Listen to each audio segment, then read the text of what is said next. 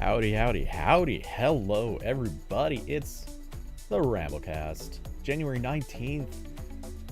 It's a Wednesday. We're still in 2022. Man, it feels like forever. Oh, so, how is everyone doing? Hope you're doing well. So, it looks like we're gonna be going solo tonight. Corbin did get a hold of me and say that he didn't think he could make it, but there's a maybe, so we'll see. I'm prepared in case he pops in and decides to jump on. At least I'm semi-prepared. I have things partially ready. So if that eventuality comes, hooray. Oh, though I do need to fix... Why do I need to fix that? That's weird. My webcam view in the dual chat got wonky. Uh-oh. What? Oh, an MKBHD podcast episode. Thanks, Kirby. I don't know if you're listening, but I can only imagine how interesting that probably is.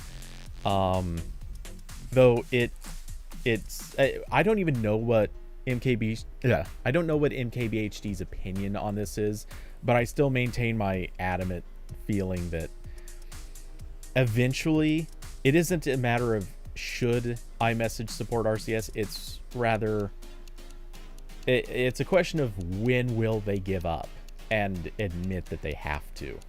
I think that I'm confident that day is coming. Hey Kirby, good to have you here. So yeah, I will listen to that because I'm curious what is going to be said. But honestly, I think there can be no question about it. I'm pretty confident at some point in the not that distant future, well, it'll feel distant to some people, but looking back, I think we're going to be like, oh yeah, it was only like a year later or a year from now or whatever. I think Apple's going to have to relent and give in on this particular fight. Oh, it's just a clip? Oh yeah, I guess that's what the channel's called.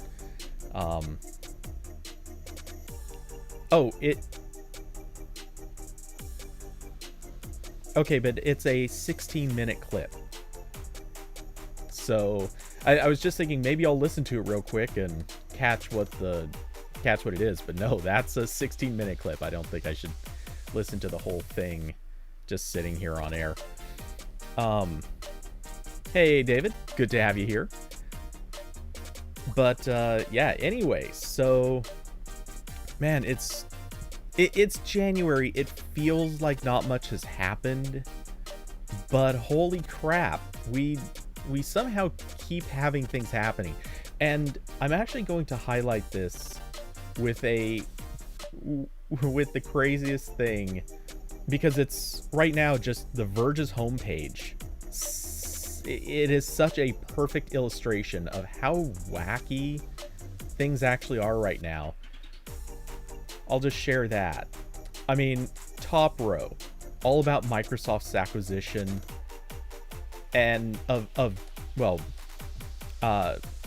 Activision Blizzard, but in general, just how much Microsoft now has already. And notably, there's still hurdles they're going to have to jump through. But I mean, that alone is just insane. And then the very line below it is this. They've got, and I got to give credit to The Verge for this. They have this lineup that acknowledges AT&T is rolling out their C-band. Verizon's is rolling out. And the very next item is, oh yeah, by the way, all these airlines are canceling flights because of 5G. Like, seriously, I want to give credit to The Verge because they know how to set up their homepage right now. They know how to really highlight the fact that it is these stories are connected. Let's see.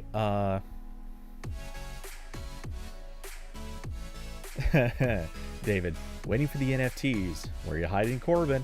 I have in fact minted Corbin. The URL is a secret for now, but eventually it will be added to the block. It'll be added to the blockchain. You'll know. I can't tell you who owns the NFT already. Let's see, Austin. I hope Google pulls RCS completely out from the carriers and ties it to Gmail. RCS isn't good unless you compare it to SMS. Okay, I will certainly agree to the first part of that. Well, I'm going to kind of split your comment into 3 parts. I know that sounds crazy, but yeah, I'm going to kind of split it into 3. Oh, God, I just saw the funniest thing.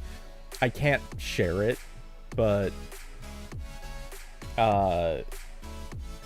we'll just say I saw on a particular Slack channel, somebody notified everyone in the channel, and I just happened to, I was curious and I looked at how many people are in the channel. It's literally just the guy who notified me and one other person who is not going to care in the least. 3 people in the channel, only one of which might care, and I'm pretty sure I'm not actually welcome to have an opinion on this. If I ever get the chance, I will share more details. But that's funny. Anyway, sorry, the stuff that I shouldn't be looking at. Closing that window because we don't need it open. Anyway, so breaking this up into 3 parts. First, hoping Google pulls RCS completely from the carriers. Yes, 100%. At this point, what I want to see, I don't think this will happen, though maybe it could. What I'd kind of like to see is for RCS to take a, how do I want to say this? I want to see Google do the actual work. I know I'm going to trigger that, so I want to see Google do the actual work to sort of hunker down and limit exactly how much carriers have in terms of control over RCS. But I also want to see them work with carriers to keep them involved. Because I don't want Google having complete control over RCS, but I want them to have enough control that RCS does not stagnate, doesn't lag. I want to see them have enough control so that things can still move along. Because here's one of the cold realities of it. As much as I will kind of bag on iMessage for it does have some flaws. It's definitely not perfect. The reality is it will continue to grow and improve. RCS, it needs to continue to grow and improve, but at the current moment, we don't have much evidence that it's going to.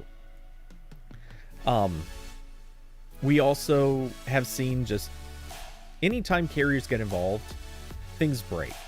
We watched for 18 months as carriers kept saying, oh no, we're just about to implement RCS and it's going to be great. And then they would just implement it for themselves. And then slowly but surely it's like, well, oh, you wanted to send messages to other people besides just people on our network? Fine. Okay. Would you be happy if we'll just link you up with, I don't know. Would you be happy if we just linked you up with like one carrier? Oh, you want them all?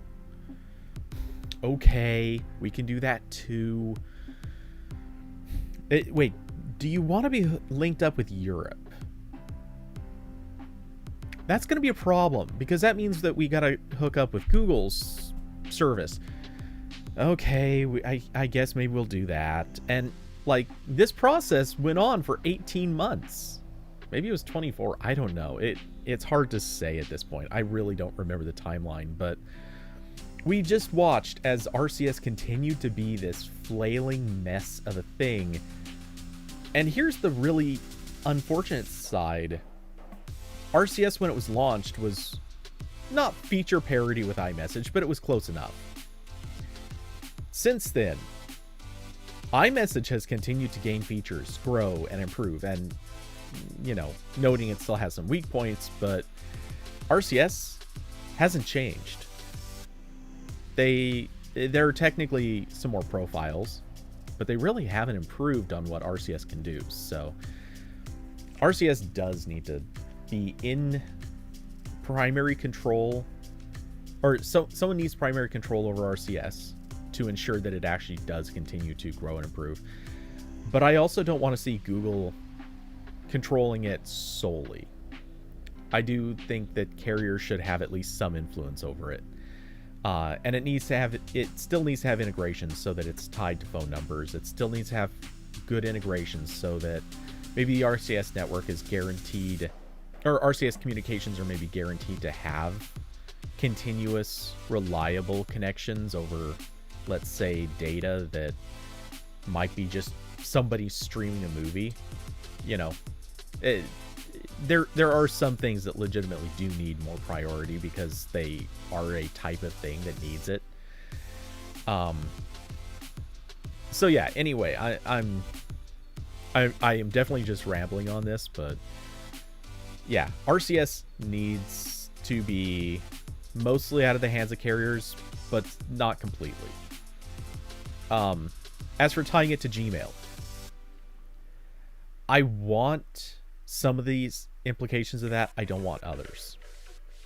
One of the big implications of that I definitely want is I think people should be able to send RCS messages without sending them straight from their phone.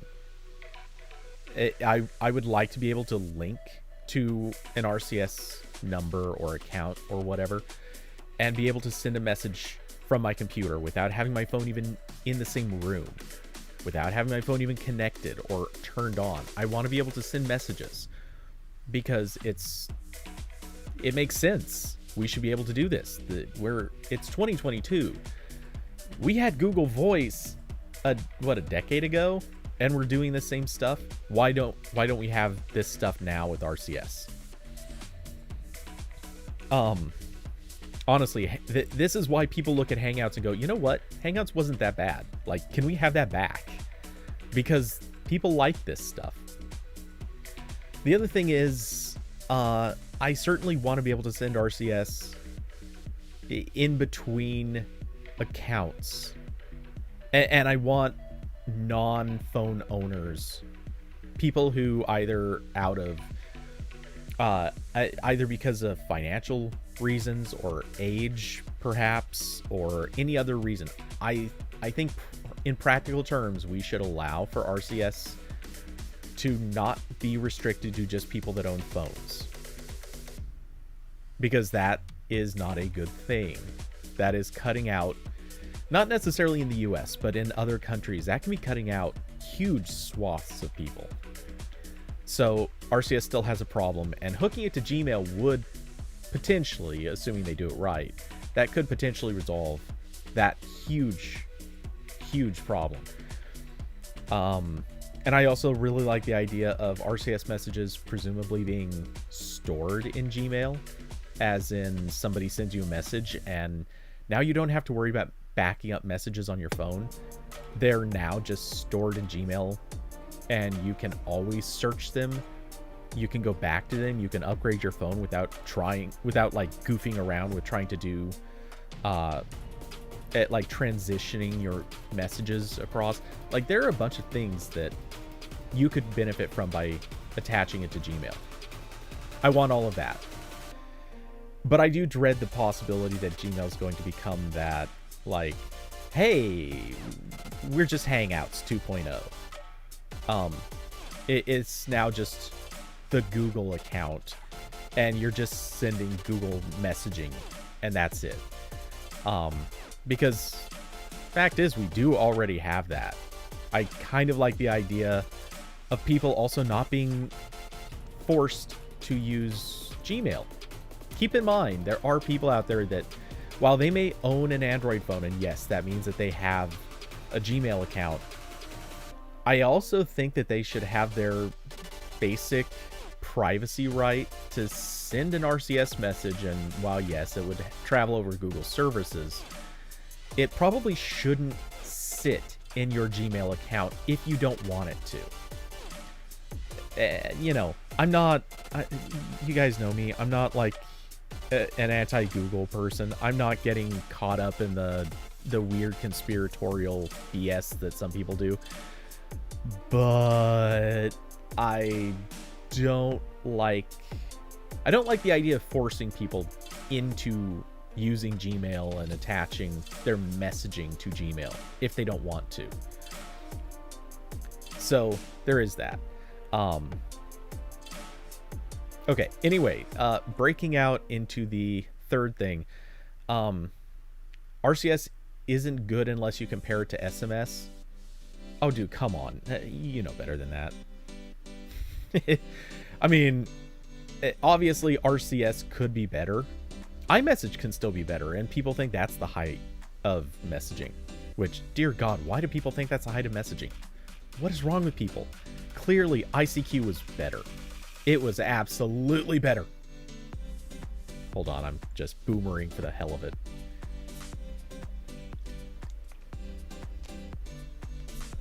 But in all seriousness, RCS could obviously be a lot better, but I think it is objectively good and well, better than good enough. It is solidly what people actually needed for messaging.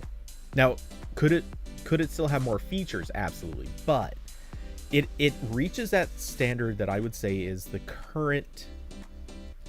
God, I hate this. I'll sound so much like a gamer saying this, but I feel like the current meta for messaging is what RCS delivers. It has the features that people actually need and care about. It might be lacking a few things, but they're things that nobody needs. They're just things that people would like to have. And to that end, I think it's certainly better than good enough. It just has room to grow. Okay, anyway, so yeah, that's it's amazing how your 25 words or so, I'm not even sure it's that many, sparks that much of a read. But anyway, let's see.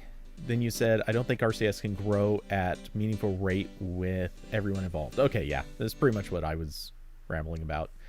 Curvy, just use iMessage with the email on the iPad and the MacBook Pro. Yeah, and that's kind of the point. You know, you can use iMessage without a phone. RCS needs to have that same usage pattern. It absolutely needs to have that same usage pattern. Hey Carson, how's it going? Welcome. Let's see. David, RCS through email sounds like Hangouts too. Pretty much.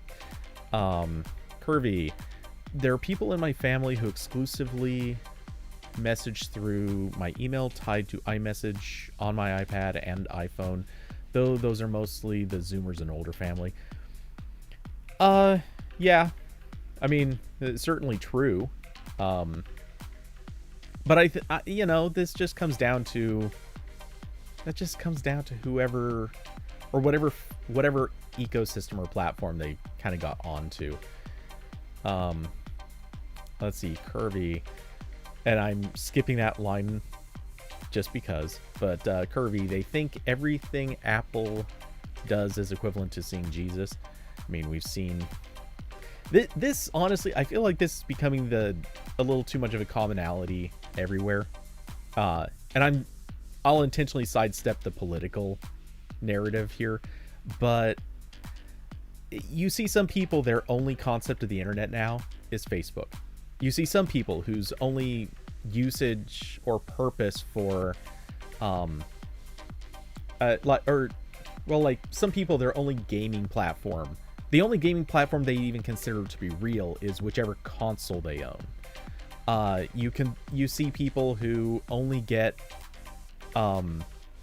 like they will be loyalists to a company forever. I think this is just becoming the new world order of weird loyalism to companies. And Apple was just one of the first to form a cult, but others, there are certainly others. I mean, I've known Microsoft cultists. Like, it's weird to think of Microsoft having culties, but they do. They absolutely do. Let's see. Okay. David, let's just replace RCS with Discord. Man, I keep going against this, but I've said it a few other times in the past. If Discord would make a version of its app, and bear with me, if they would make a version of its app that was designed to cater to that sort of experience. That is the catch. They have to make a version of the app that actually caters to that type of usability of messaging, like messaging just between individuals.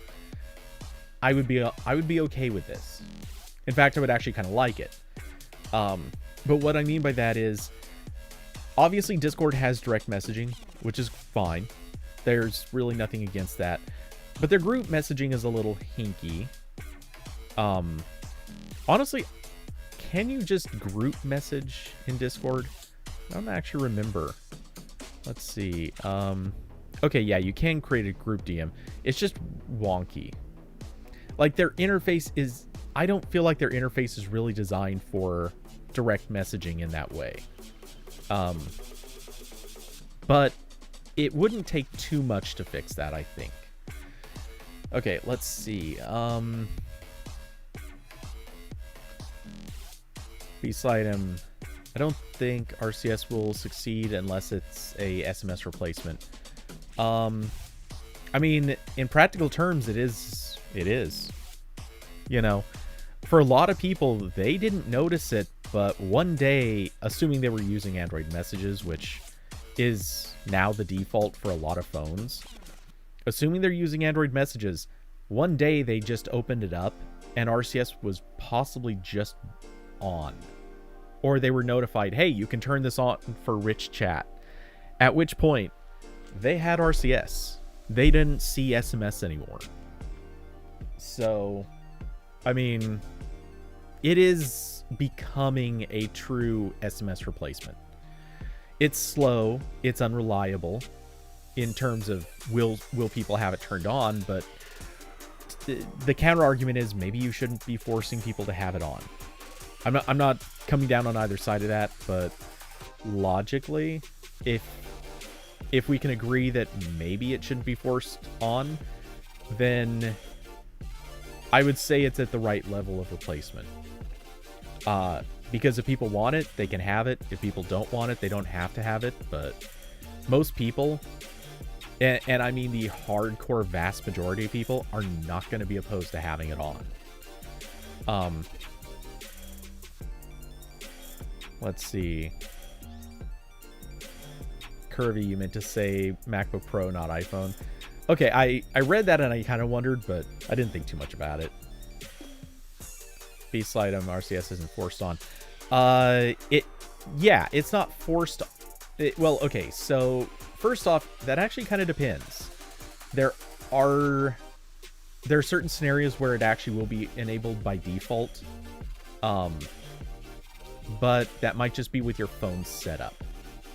I don't remember for sure. But when it is there to be enabled, it will ask you and just ask, would you like rich chat? Or rich chat features, or whatever term they use. Like, it is as straightforward and simple as it gets. You tap a single button and it's like, cool, we're turning it on. And that's all you see. And then RCS is just on.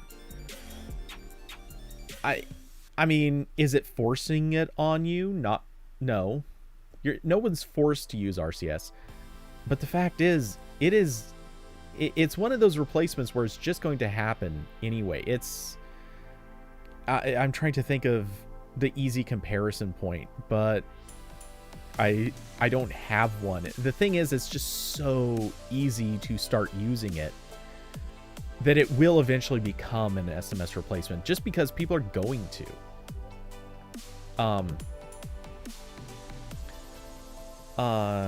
Let's see, B-slide. And the vast majority of iMessage users use a phone number. Sure, yeah. But to be fair, that's because no one's really choosing iMessage if they aren't iPhone users. Or, like, have to specifically talk to people using iMessage. I mean, realistically, if you're trying to talk to rando person on the internet somewhere, are you using iMessage for it? Nah, you're probably using Discord or maybe Slack, I guess, or some other IM service. You're probably not going straight to, yeah, let's all just use iMessage. Apple tried that. I mean, iMessage is not actually new. I'm drawing a blank on what it was called previously. I know it was iMessage for a while anyway, but before it was ever on the phone, Apple has had a messaging service just for Mac owners. It was there for years. I'm totally drawing a blank on what it was called, but anyway, they've had it for a long time.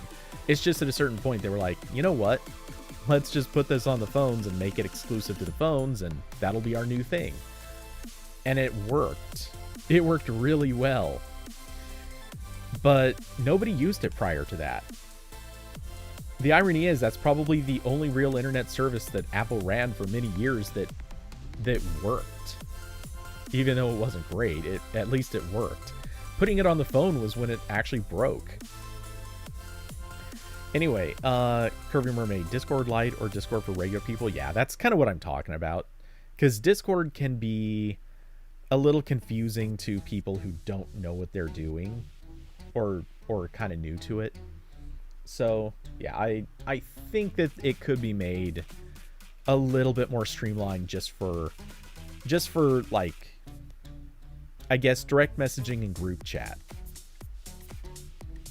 And that would be a phone interface. Like, you wouldn't want to or care to do that with your computer. But on your computer with a full screen app, or, you know, at least a window, it's a little easier and more visibly accessible. But on a phone, that's a lot of interface to pack in. And you want interactions on the phone to be much, much faster.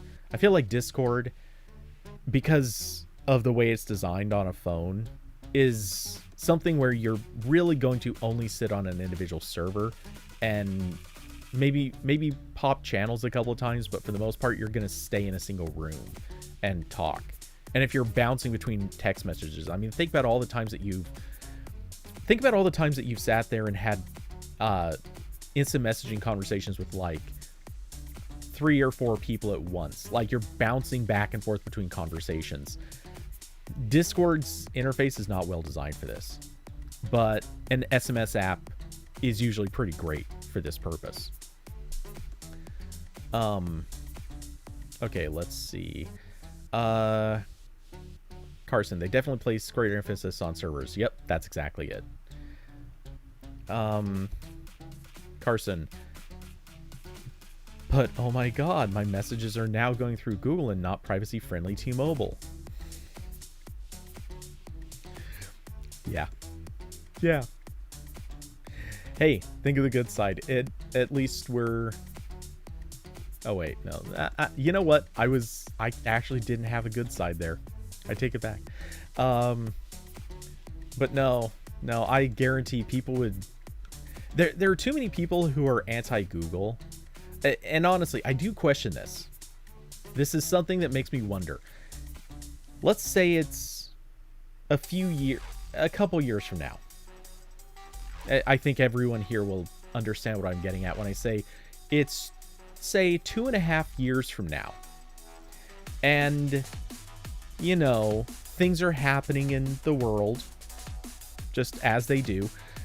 I wonder how many people are going to pop up and say, how many people will have switched over to RCS and will be saying, wait, is Google spying on me? I bet that is going to become a big narrative in 2.5 years. Because a bunch of people will be using RCS, then they will learn, they will discover that RCS has actually been running on Google servers this whole time, and that in their minds, that means Google is watching everything they do. I could be wrong, but I have a feeling in 2.5 years that is going to become a huge talking point on major news networks. Anyone want to... I wouldn't set a clock by this, certainly, but somewhere in that time frame, I think it'll happen. Let's see. Okay, Curvy. I mean, the rest of the world uses WhatsApp, but people here in the US are too lazy and comfortable to switch an IMM. Yeah, but people shouldn't be using WhatsApp. WhatsApp sucks. Guys, WhatsApp is really bad. I mean, setting aside how it works, we could argue that one for however long you want. But WhatsApp is so insecure. WhatsApp is the T-Mobile of instant messengers. And T-Mobile gets hit again. But seriously, it is so insecure. How many times have I said it? There are so many remote code execution vulnerabilities. There have been, oh god, just at one point, I know a guy.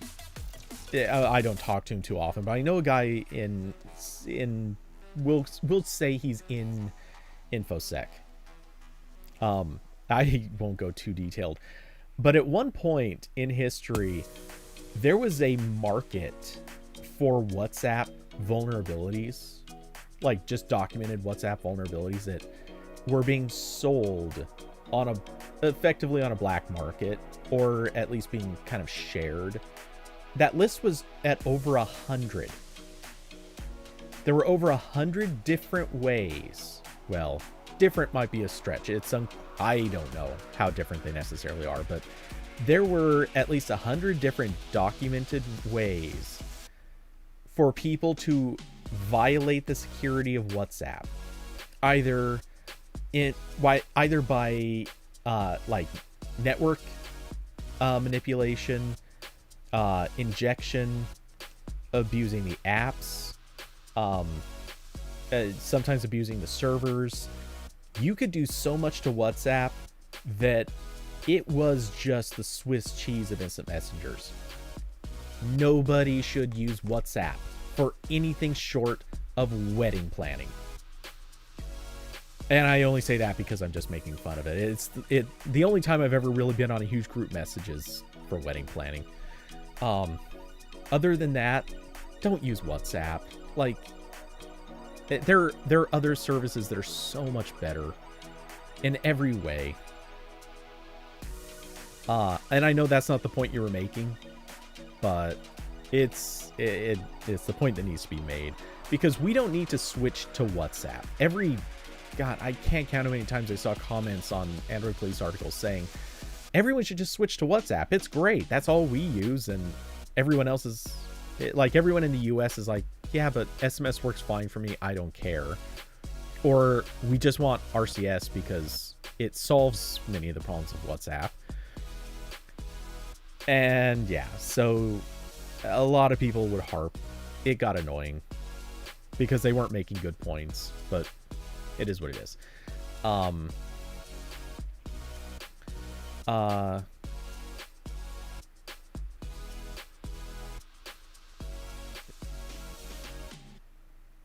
Okay, B-Slide, I'm trying to decode what you're meaning by that, but I think you mean without end-to-end encryption. You'd be missing an E for that one, but for one colon in Apple, I'm not really sure what that was supposed to mean, or if it's a typo, but anyway, so if that is the intent, without end-to-end encryption, Apple will not adopt RCS as a non-starter. I think we can conclusively agree that that's just not true. And it's for the same reason I've said in the past. If RCS becomes widespread enough to the point that, and to put it the way I put it in the past, if it reaches the point where Apple's embarrassed about not having RCS support, because, and by that I mean, if it becomes a point where the internet collectively mocks Apple for not having it, and Apple's own users are saying, wow, it really sucks that we don't have this. We can't talk to our friends who are all talking to each other. Basically, the same thing Apple created within its own ecosystem to harm Android users. You know, the whole, hey, everyone on iMessage, we get these nice group messaging, and Android people suck. They get this weird mash of messages that are a mess. And if you, and kind of actually kicking out Android users because their messaging isn't fully compatible with iMessage.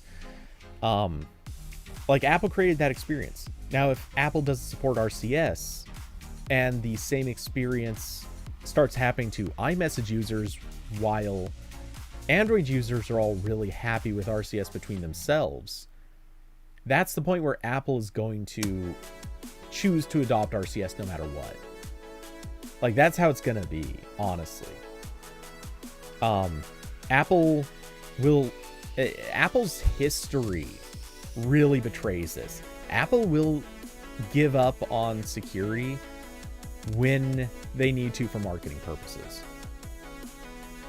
And Apple's concerns over privacy and security are not that high. I mean, let's remember, Apple was, like, Google caught a bunch of flack for tracking users' GPS locations. And the same thing happened with Apple. Like, everyone got mad at Apple too for doing the exact same thing. Let's remember, Apple doesn't actually care about user privacy. Oh, you're saying group end-to-end encryption. I see. Yeah, dude, I'm a developer and even I don't do one-to-in notation. Anyway, so, yeah, dude, I gotta say, honestly, I don't think Apple cares that much about it. And I've never heard Apple make any statement about this. It's not like, let's be honest, if all of a sudden Google said, okay, here is group end-to-end encryption. In fact, we're enabling and even maybe forcing end-to-end encryption on every single connection, no matter what. And we're going to make it as easy and as possible for iMessage to support this. In fact, we're changing it so that it is practically designed to be compatible with iMessage. That could happen. Let's be honest, that could absolutely happen. Google could make RCS as easy for Apple as possible. They could reduce and remove every reason Apple could use as an excuse to not do it, and I will still bet money on it. Apple would not automatically say, okay, we'll do RCS, it'll take us a month. It's not going to happen. Not like that. Apple is going to keep using iMessage as its leverage point to sell iPhones. It has nothing to do with what it doesn't have anything to do with RCS support. And if RCS, like I said, if they added group messaging, like that might remove one of the narratives that people on the internet have come up with for why it won't be supported. But that's it. And that's the thing. This is just one of the narratives, one of the many, many narratives that people use to apologize. And I'm not calling you an apologist, but I'm saying a lot of people use it as an excuse for why Apple will never support RCS. But the reality is, that's just, it's not true. Apple will support it if it becomes prudent to support it. That's it.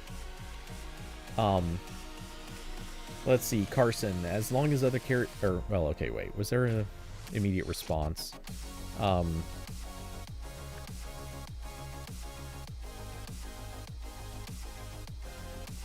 Okay, I'll just read through these comments because I'm not sure how much of those are responses. Let's see, Carson, as long as other carriers' apps adopt the intent spec, that narrative should be put down. And yeah, carriers, certainly. I am curious if apps is going to be a thing, because we still don't have any sign Google's going to expand app support. It almost seems as if it's being forced into Android messages, which I'm still not a fan of. I want to see apps have access to the RCS network, but so it is. So goes. Austin, just add a face filter and no one will care about the privacy implications. It's been proven. Yikes. Beast item. I can use the AR emojis as a mask on Duo. Okay.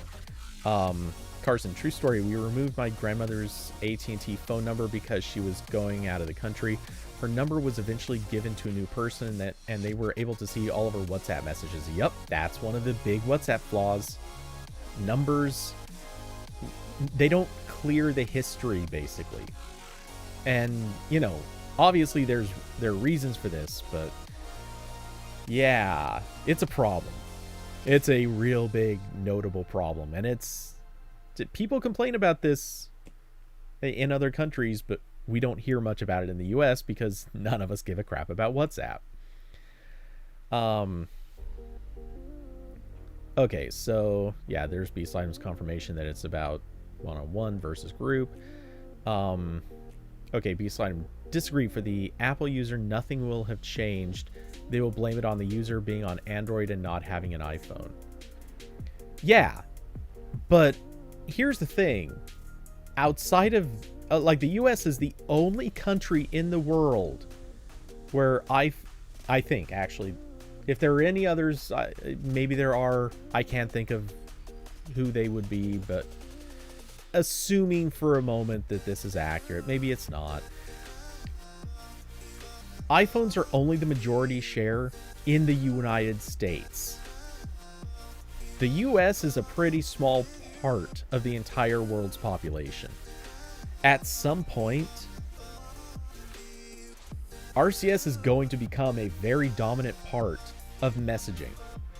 That is, it's honestly, like, it's common sense. That is bound to happen. It may not be a completely fluid thing. It may not happen automatically, but as people upgrade their phones, and I think that's the biggest factor here, a lot of people are still using phones from, honestly, before RCS was supported on those phones.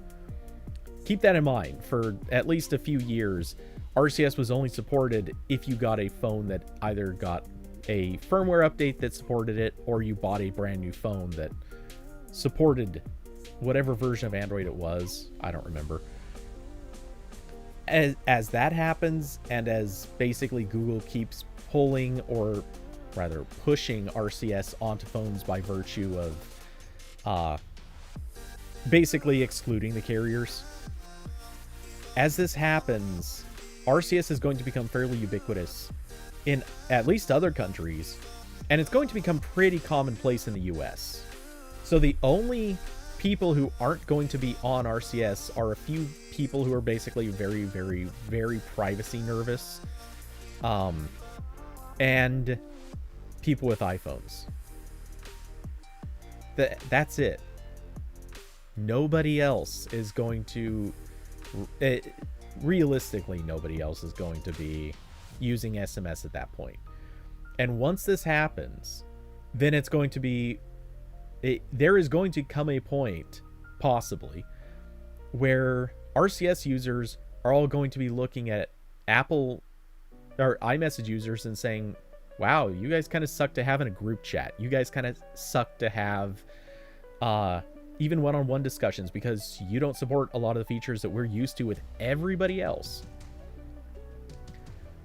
Where have we heard this before? Literally, we have heard this before with iMessage users complaining about Android.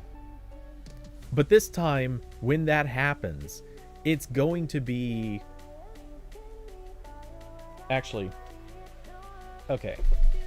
I actually want to look this up. how many Android phones shipped in 2021? Okay. And how many iPhones shipped in 2021?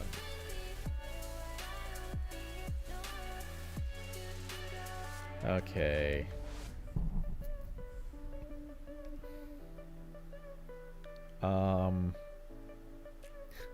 Oh my god. All right. Let's get. Okay. I may have to pull this up in two separate tabs, I think. But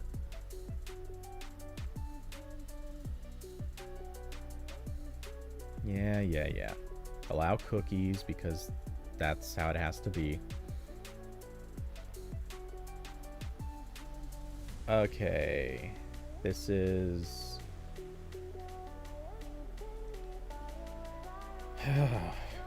Okay. Statista, I hate your graphs. How about...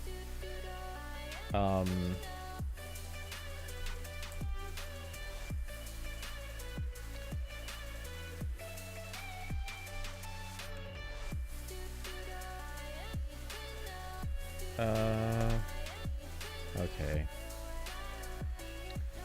Damn it, this isn't gonna be a good count either. Looking for actual numbers and... Okay, well, we're just gonna... This sucks to do, but we're just gonna have to bounce it this way. Okay, so this is iPhones. Apple smartphone sales to end users from... Well, we don't care about 2016. We're just gonna look at... We're just going... Since this is... For whatever reason, 2 months behind, or sorry, 2 quarters behind, we're just going to take the last year. I think that's fair.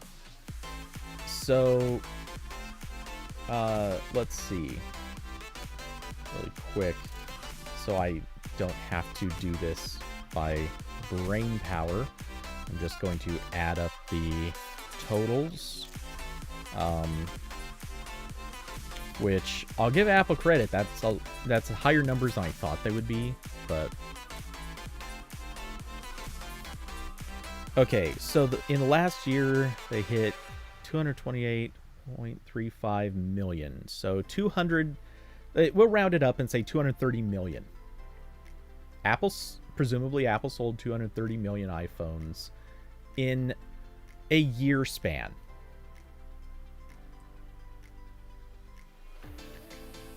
Here's the number of... Oh, wait, that's smartphones. That isn't the link that I clicked. But you know what? That works. That works. Okay. So, if total number of smartphones in 2021 is 1.535... sorry, I was about to say trillion. Billion. Okay. So... Let's just hit that real quick. 535 minus that total sum. Here's the thing. So Apple sold 230 million iPhones. That means that 1.3 billion phones were running Android. New phones. 1.3 billion. And, I mean, I could be wrong, but I'm willing to guess all of those support RCS. I don't know. There's some possibility that maybe... Perhaps this includes China. I assume this number maybe includes China. It says region worldwide, so probably does. But even so, I don't know if China supports RCS. That's... I've got no clue. But hypothetically, if China supports RCS or doesn't, it doesn't really matter. You know that there's still, out of the 1.3 billion phones that were shipped, that is a lot that are going to support RCS. If that many people start using it in any capacity, forget it. That is basically a vote, effectively. That many more people are going to be using it. At a certain point, Apple will look bad. Plain and simple. There is no arguing that one. Apple will eventually look bad if they don't support RCS, because so many other people are going to say, wow, hey, maybe your messaging app, iMessage, is a little bit nicer. It has a few more features. It's prettier or something, but you can't talk to us, and there are more of us. Apple, in countless examples over history, yeah, that's worldwide. So obviously there is a contingent of people that really never think outside of the United States, but God, there are so many more people that do. Rest of the world on WhatsApp. Okay, I'm actually going to throw a weird one at you. Okay, so you're right. Rest of the world is on WhatsApp-ish, though remember, WhatsApp belongs to Facebook, and people are increasingly unhappy about that. I mean, people have been pretty unhappy about that for a while. Also, who knows what will happen with Facebook's ownership of WhatsApp. That may even be in question. But as RCS improves, what's to say that people won't start switching back to that? I mean, the reason people switched away from SMS in the first place over to WhatsApp is because foreign carriers, for the most part, were charging per message with SMS. That was actually the reason. They could usually get like data plans with unlimited data back in the days when data was presumed to be, no one was going to be using enough data that it mattered. So they would use their unlimited plans and just operate that way.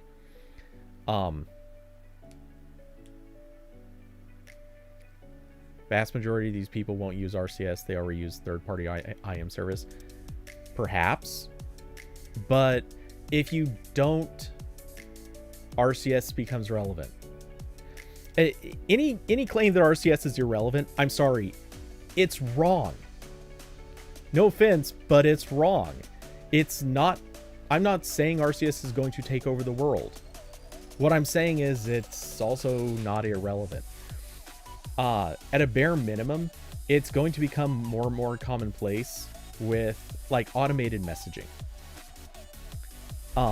It's going to become fairly relevant with people who are basically contacting for, what's the term I want to use? Business services. Anything like that. Think for a second if you're getting a package delivered or something like that. If you're in certain countries, it's actually pretty common for package delivery to send messages to people shortly before the package arrives. This is a thing that currently they send SMS messages. People are still receiving RCS, or once people connect their phones, though, they're probably going to just automatically agree to RCS, at which point they're probably going to then be using RCS. At a certain point, and I know I'm describing things that don't involve group chat or caring about RCS's features or a lot of other stuff. However, slowly but surely, this is a thing that will creep into people's usage. David, yeah, I still think Ron was right. I don't see Apple crying because they couldn't get Apple Maps right. Not sure I follow that. But anyway, I'm not saying RCS is going to be the key future answer to everything. Far from it. But I think the usability scenario is that when you have 1.3 billion people who are going to all be using Android devices, half of the United States is still going to be using Android devices. When you have people who are international, there are going to be pockets of people that just at a certain point decide they either don't like WhatsApp, in which case, keep in mind, this is also the convenience factor of how you get people to switch. The fact of the matter is, people are going to buy a phone. And sure, they're going to install WhatsApp. They're going to keep using WhatsApp. No question to it. But one of these days, what happens if WhatsApp goes down again?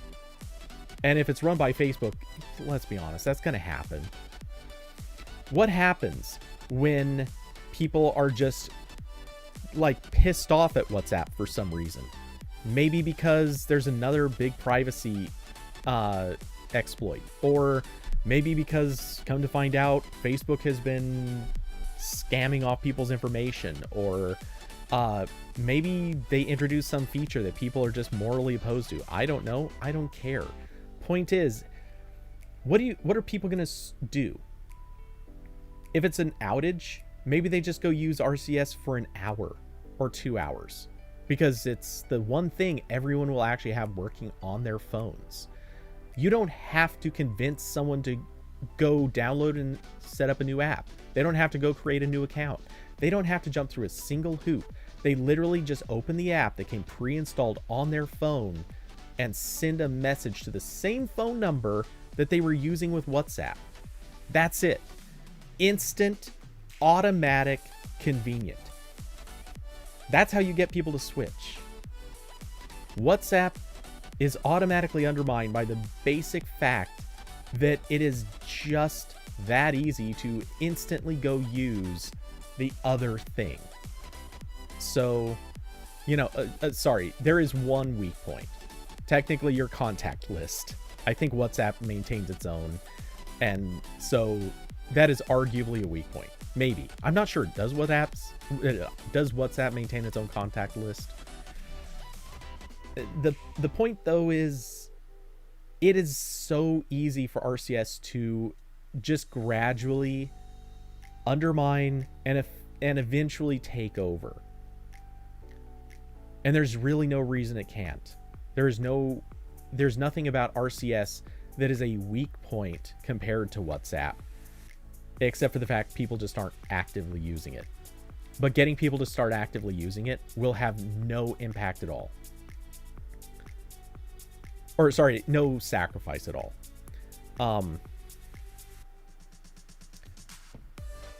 Okay, let's see.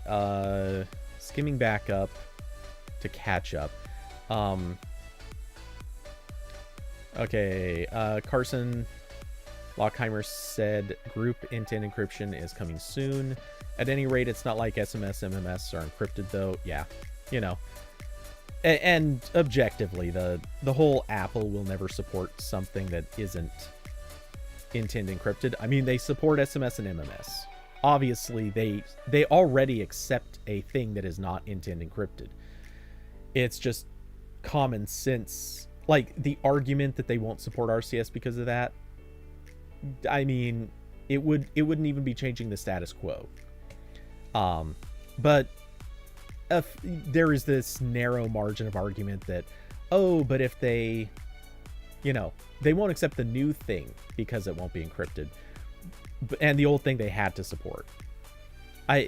People could try making that argument, but then it circles right back to, if enough people are using RCS, Apple will kind of get forced into it anyway.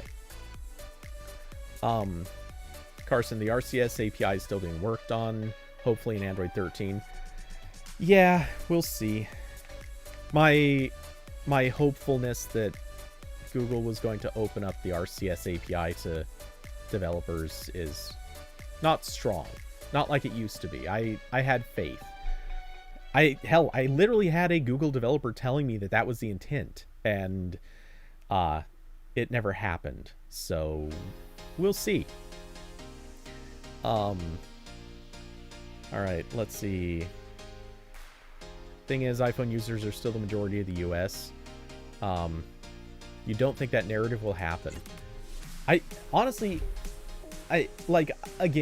think that this is coming immediately. I don't even think it'll be in the next year, but I do think it's coming. As more people upgrade their phones, and as people eventually, like, the point at which every single Android user is on RCS, with the few exceptions again of privacy people, that day will come. And even if it's 40% of the US that's Android users, And we'll see this market share has always fluctuated. But in the hypothetical where it's 40% Android, 60% iPhone, it's still going to also be this large international audience. And again, there's a particular angle on this I'm going to throw in just a second that mangles this in a weird way. And it's a very weird niche, but bear with me. Anyway, when it comes right down to it, you're going to see a whole lot of international communication that is going to tend towards RCS, because that's what'll become the convenient thing. People who travel a lot are going to be more and more inclined to go to RCS because it's the one thing that will work basically everywhere, and it has a fallback stage of being able to go to SMS and MMS. There are reasons why this eventually creeps in, and the word eventually is key here, but that's the point. Eventually it creeps in. Carson, you think 80 to 90% of your contacts are iPhone users? Well, I've talked about this in the past. That is not at all true around here. I mean, there are certainly iPhone users. It's not like you can't find iPhones floating around everywhere. But in my area, dude, it's so many more Android users. Actually, that gets me wondering. Smartphone market share by state. I wonder if they have that statistic. Mobile OS's popularity by state. Okay.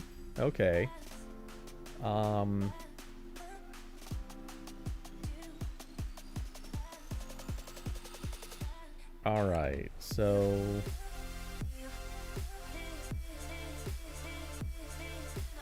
yeah, I feel like this explains a lot of that. Okay, so the lighter areas are Android, the darker areas are iOS in this map. That says to me so much about this. Because the further west you go, the more Android it is. I'm a little surprised by what is going on with the panhandle there, just above Texas. I mean, that's what, Oklahoma, right? Hope I got that right, man. Be embarrassing if I've forgotten what Oklahoma's supposed to look like. But yeah, I mean, come on. I want one weird, just super bright spot right there. Also, yeah, anyway, so yeah, it's still showing in the mid 60s for the West Coast, which is kind of surprising. You'd think if our market share, this map doesn't make sense, actually. What percentage does it say for the whole US? Okay, that was for September 2018. How can that be?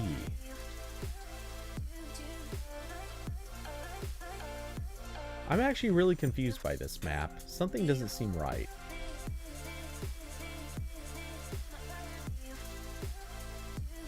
Huh.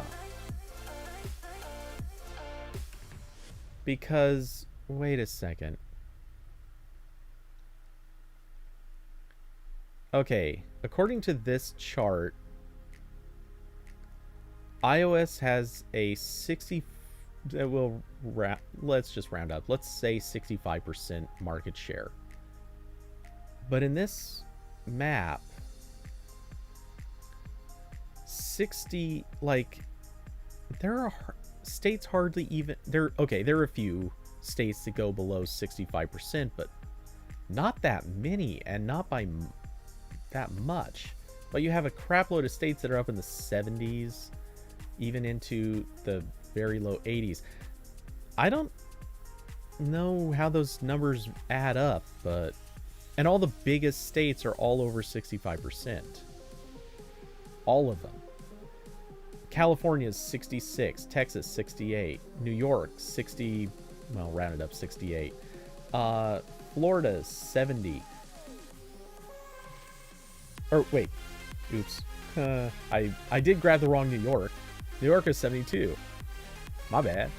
But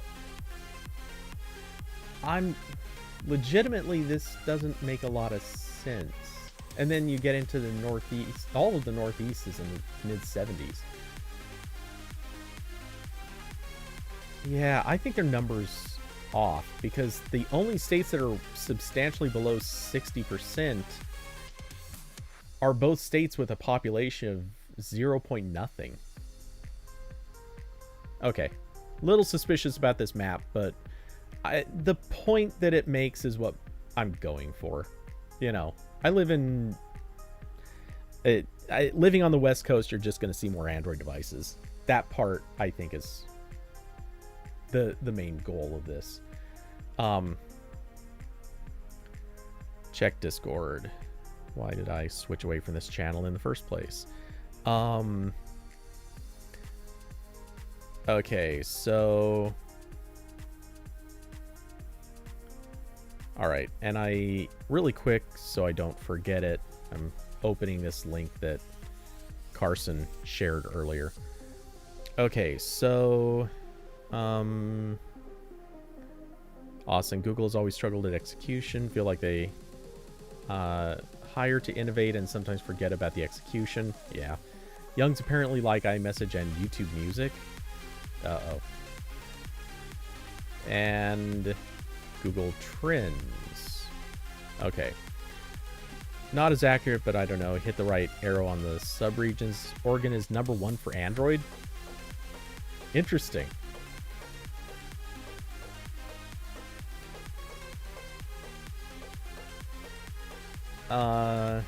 Percentages calculated out of searches for all oh. Yeah.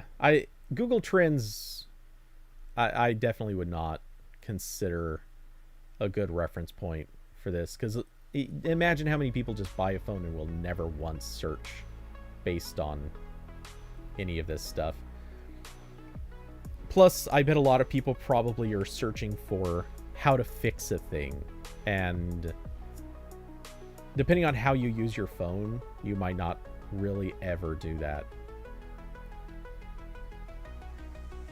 But yeah, anyway. Let's see. It is quite the odd coincidence that we're talking statistics and 9 to 5 is hyping the YouTube Music.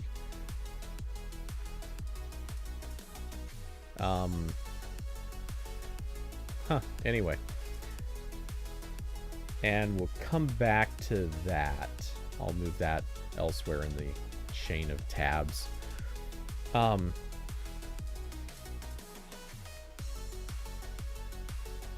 Why is yours DC? Wait, what? Not sure I follow. Oh. Interest in iPhone, District of Columbia shows highest.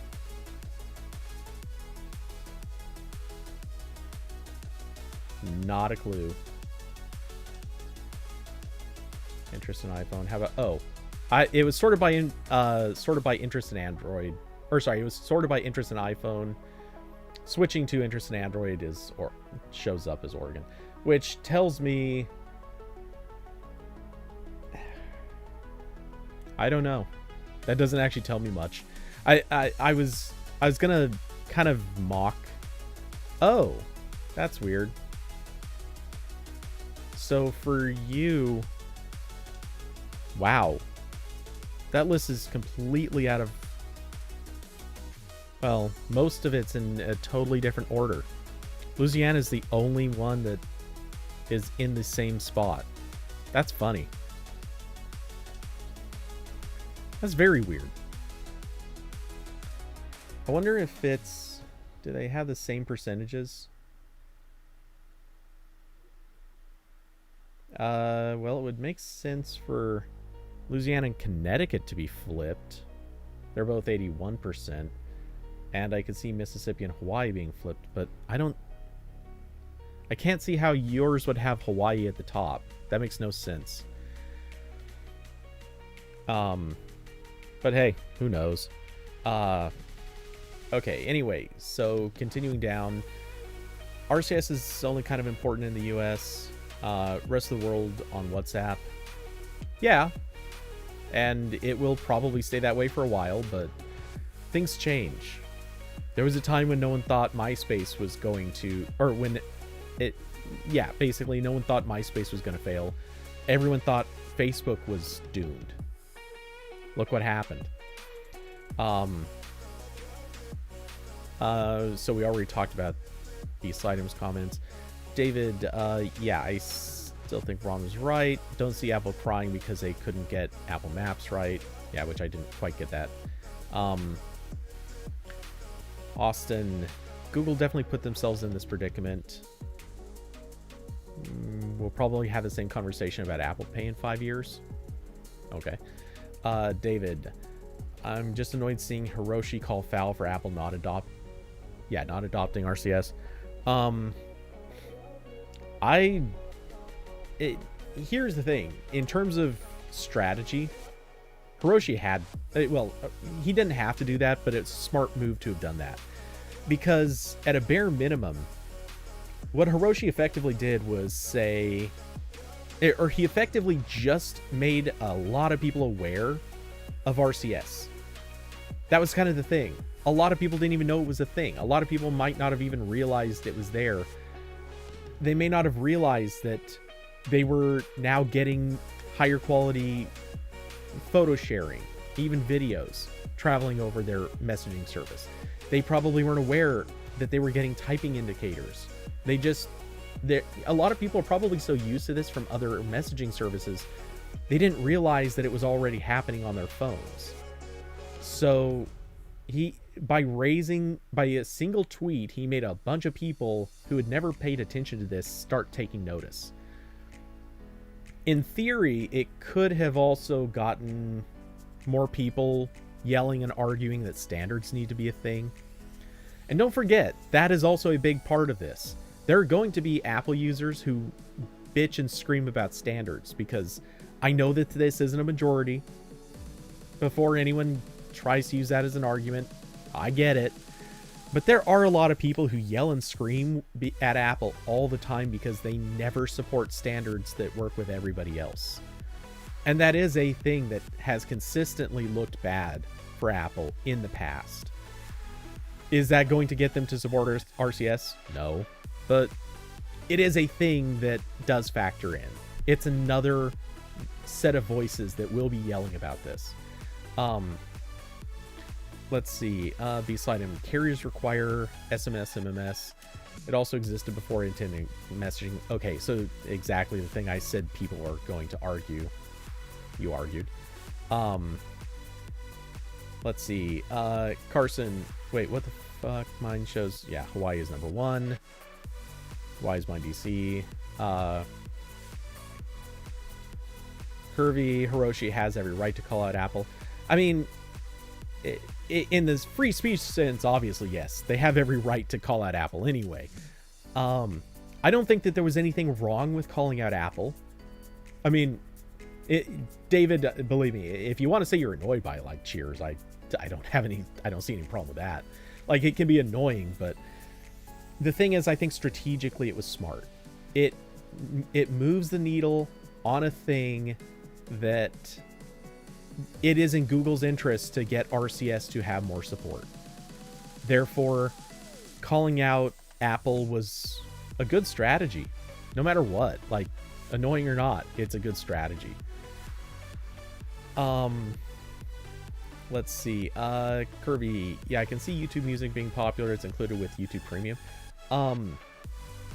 Okay, so let's see. Is there any RCS stuff before we get into that? well, I don't see any more about RCS, which is probably good. This may have been talked to death. But I do see... Did I close that tab? Maybe I already did. But I do already see the first word I was going to jump to immediately about this, which is, yeah, YouTube Premium and YouTube Music included. So, you know, if you're not hooked on Spotify, it really does make a lot of sense that a lot more people would start shifting over to YouTube Music, because the combo of YouTube Music and YouTube Premium are just awesome. That being said, I feel like a lot of... I hate generalizing to Gen Z on this, but in practical terms, a lot of Gen Zers are shifting to TikTok as opposed to... a lot of Gen Zers are switching to TikTok as their just general viewing platform. So I'm not sure how many of them are actually watching YouTube Premium, or rather paying for YouTube Premium. I'm sure there's some statistics on this. I don't know what they are, but it kind of makes that make sense. Oh wait, is there a message missing from Carson that was on the stream? Max's TikTok over RCS thing. Okay, that's the only thing I can see in the scroll back. Or, sorry, on the video. What did I not see?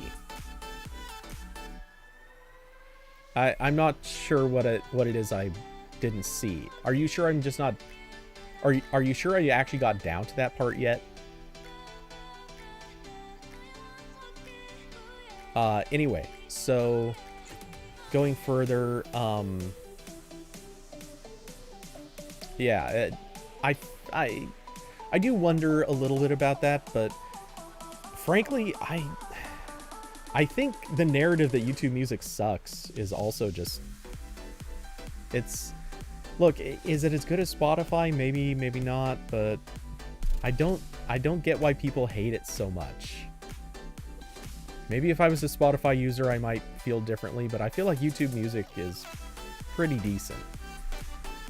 But yeah, anyway, moving on, Kirby, again, convenience thing for us in the US. We like what's convenient, yet we preach freedoms and choice and free market capitalism, yet Zoomers like YouTube Music because it's included with YouTube Premium.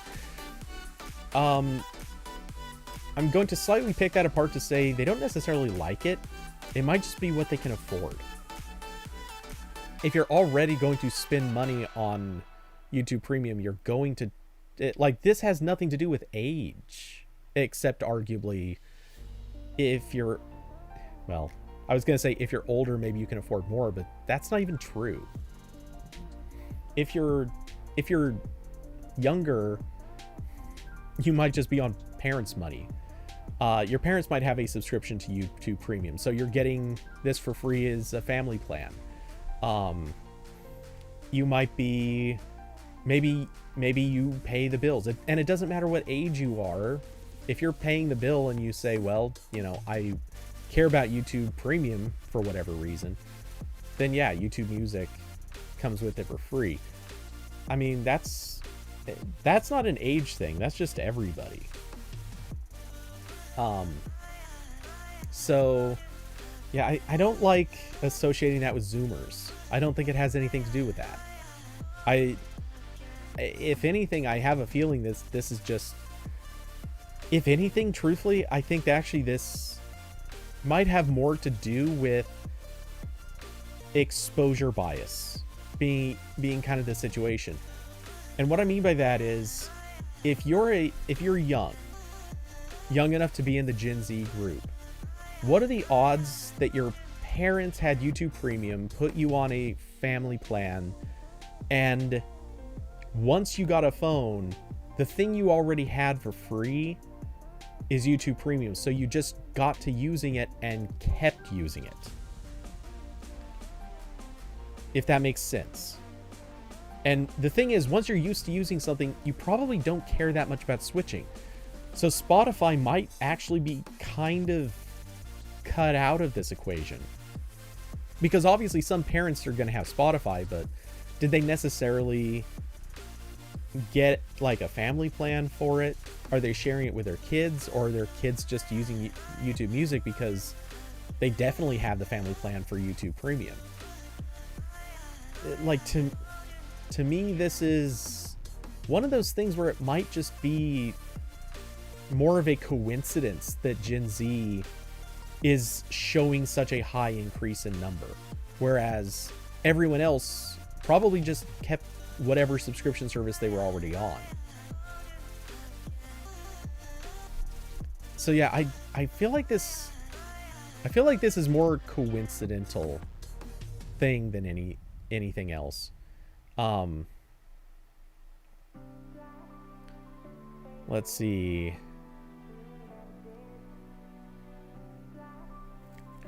Okay, I see the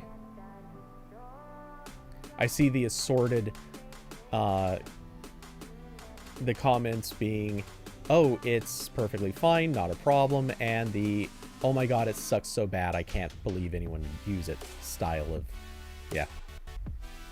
I know you guys aren't being that harsh, but, well, B-Slideum's not far from it.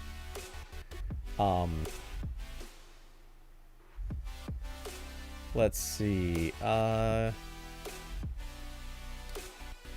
okay, I'm trying to pick which group of comments to respond to, but okay, so Carson, YouTube Music's fine for you, interface not too bloated, and yeah, that's pretty much where I stand on YouTube Music.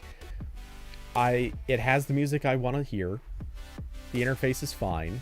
The only real complaint I have about it is it's not that great at like auto-generating playlists, but I don't think it's that bad either. That's kind of the thing. Like, the only thing I have to do with the playlists really is every once in a while, if it drifts off from one genre of music to another, sometimes I kind of have to reset it to something else. That's about it. Otherwise, it really isn't that bad for me. But I also am not listening to music a ton. A lot more often I'll have either actual videos playing on YouTube, not music videos, just videos, or yeah, or I just don't, I haven't been listening to a lot of music necessarily. So yeah, maybe I would care more about auto-generated playlists if I wanted to listen to music a lot more frequently, but at the moment it's just not an issue. Let's see, okay, so Curvy, Spotify has a video game music that you like, and yeah, that is a difference. Obviously Spotify has a larger catalog, library, whatever word we want to use, and that's great. But to be fair, if you're listening to mainstream, or even remotely close to mainstream, then YouTube has it.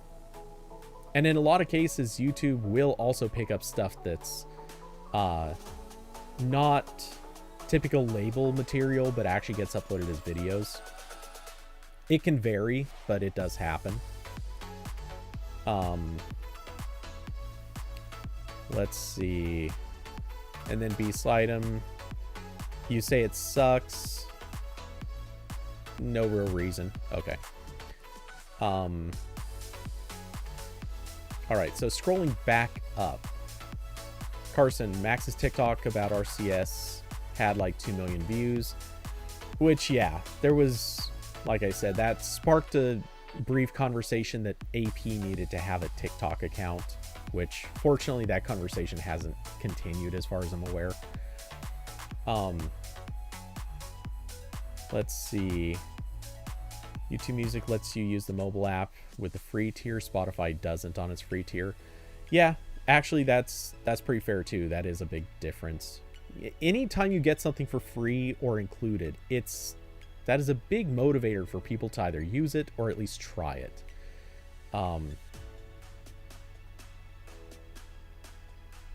Curvy, you shared that video on all your socials. What, you're shilling for Max now? I kid-ish. I never actually watched it, to be honest. I know basically what it says. It's basically just the, hey, here's why it should happen. But I don't know. I didn't actually watch his video. Let's see. Beast item, is listening to music on regular YouTube included? I don't know how anyone who uses YouTube music, or you don't know anyone who uses YouTube music, but a lot of people that use YouTube or a third-party YouTube app called Musi on iPhone. Let's see. I mean, I've had this sitting in the background for how long, and I didn't bother reading any details. But my hunch is that I have a feeling it's probably just YouTube grew more than 50% from... it doesn't actually really say. Difference between revenue and subscribers. Growth in monetized users represents the foundation stone of the digital service provider.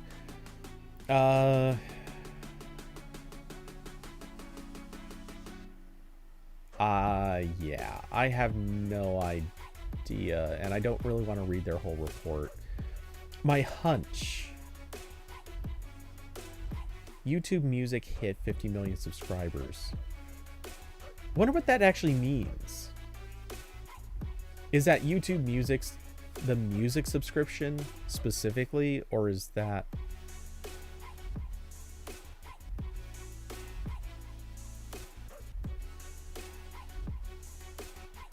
Wait, when was this? That was months ago.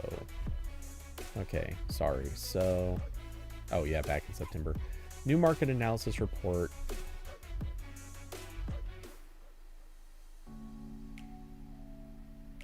Okay, man.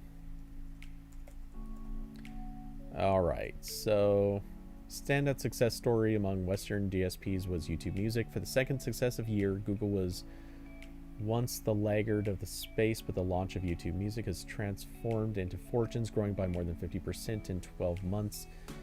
But what does that mean?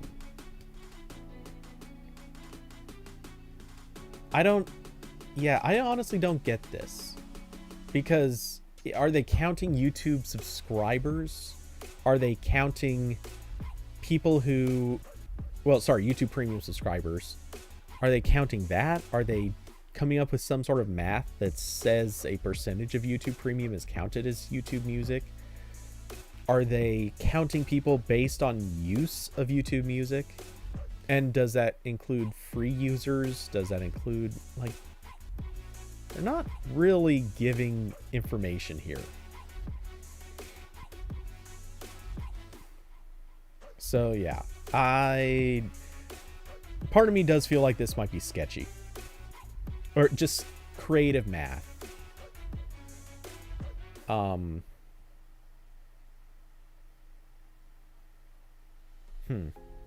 anyway. So skipping back down.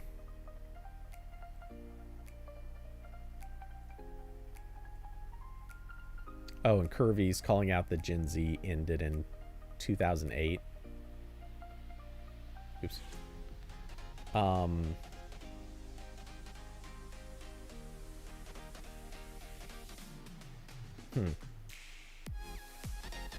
Well, to be fair, everyone also has their own notion of what years are included. I'll tell you, believe me. Depending on who you... I wish I was kidding. Depending on where you look, you can actually find people saying I'm a millennial based on my birth date. I wish I was kidding. There are some people, like, people think a lot of things can be a lot of different generations when it really doesn't make a lot of sense. But hey, it is what it is. Let's see. Oh, really quick, I got a message that I want to check on. Sorry, this really will only take a moment.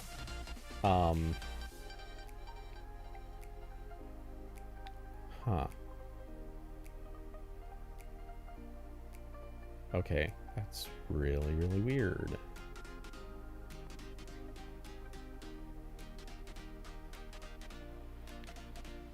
Okay, sorry. I normally would not want to sidetrack to this, but that's potentially a big deal.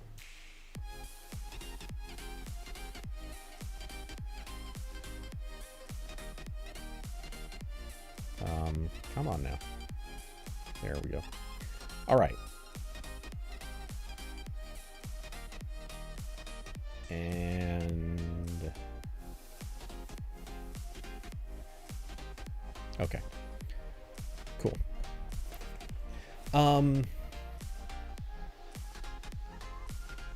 Okay, sorry, getting back into it.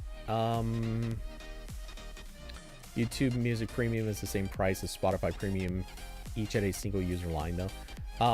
Yeah. The thing is though, I'm curious how many people just subscribe to the YouTube Music subscription. That to me is... This might sound weird, but I have trouble believing people do.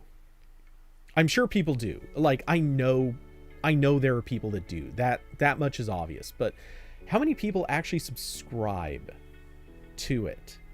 In the sense of, we want just YouTube Music Premium and not the rest of YouTube. That I kind of have trouble believing. I need to adjust that light, I think. Did that help? Yeah, it helped a little. See my background going to... Oof, that background looks like such a mess right now. Why is that actually?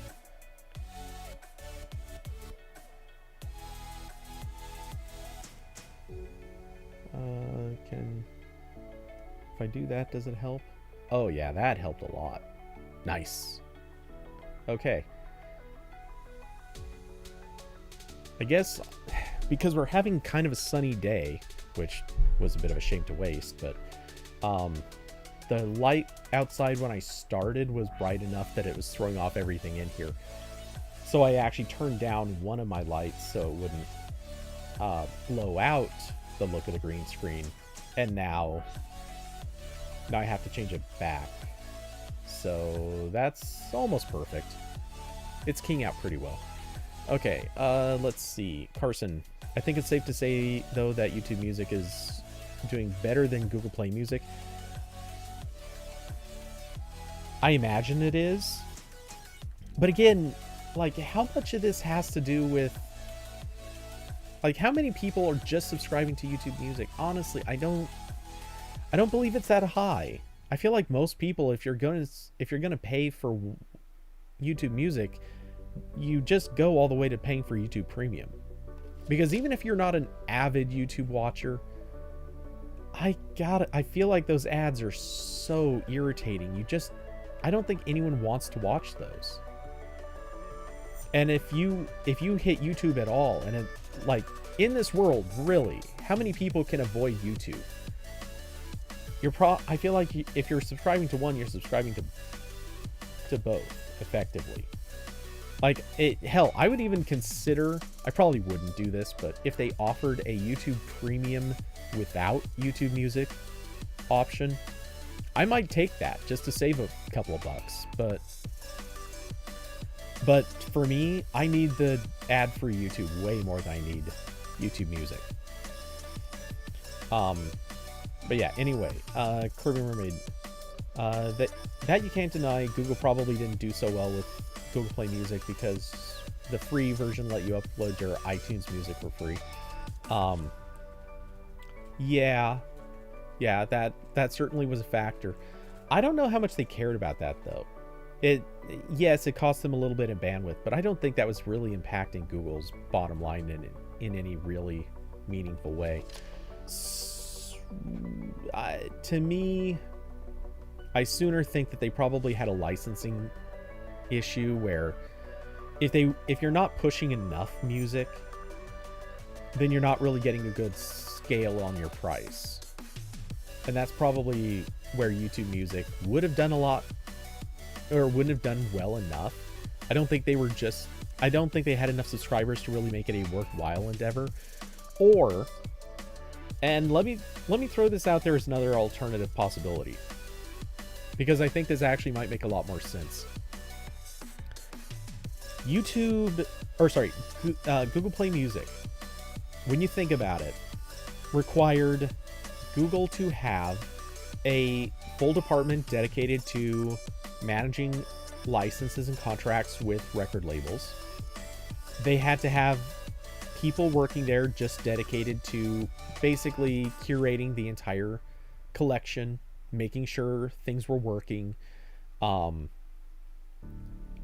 maintaining the interface, the catalog, all this stuff. And these are all people who are just working on this one single project. With YouTube, they can kind of split that work. There are a lot of people who would, I'm wondering if the okay, what I'm kind of getting at is, let's say for a second the subscriber numbers are exactly the same. The amount that they are going to make on a subscription is exactly the same. Everything else is effectively exactly the same, but how much does it cost Google itself to maintain Google Play Music versus how much does it cost if they move it over to YouTube as like a sub-product there? And the more I think about it, the more I think honestly it's probably more price efficient for YouTube to handle it than for Google to handle it. Also, correct me if I'm wrong, but YouTube, you can't buy individual tracks. That was the thing that Google Play Music had. I mean, keep in mind, there was... I'm pretty sure it's not there anymore. Yeah. So, keep in mind that there was a time when you went to this menu over here, there used to be... Well, apps was at the top. Yeah, there we go. It's just because I'm always in movies. But it used to be that you'd have apps, then music, then movies, and TV, then books, and, well, whether or not devices and entertainment were in there could vary, but, what is under entertainment? I don't actually remember that tab. Okay, it's just all things.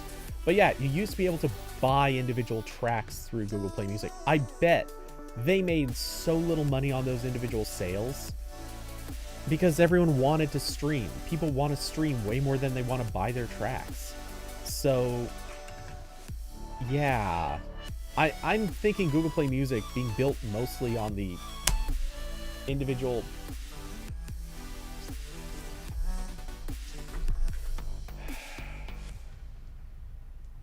Fly. I'm killing you. It's happening. Today. Okay. Anyway.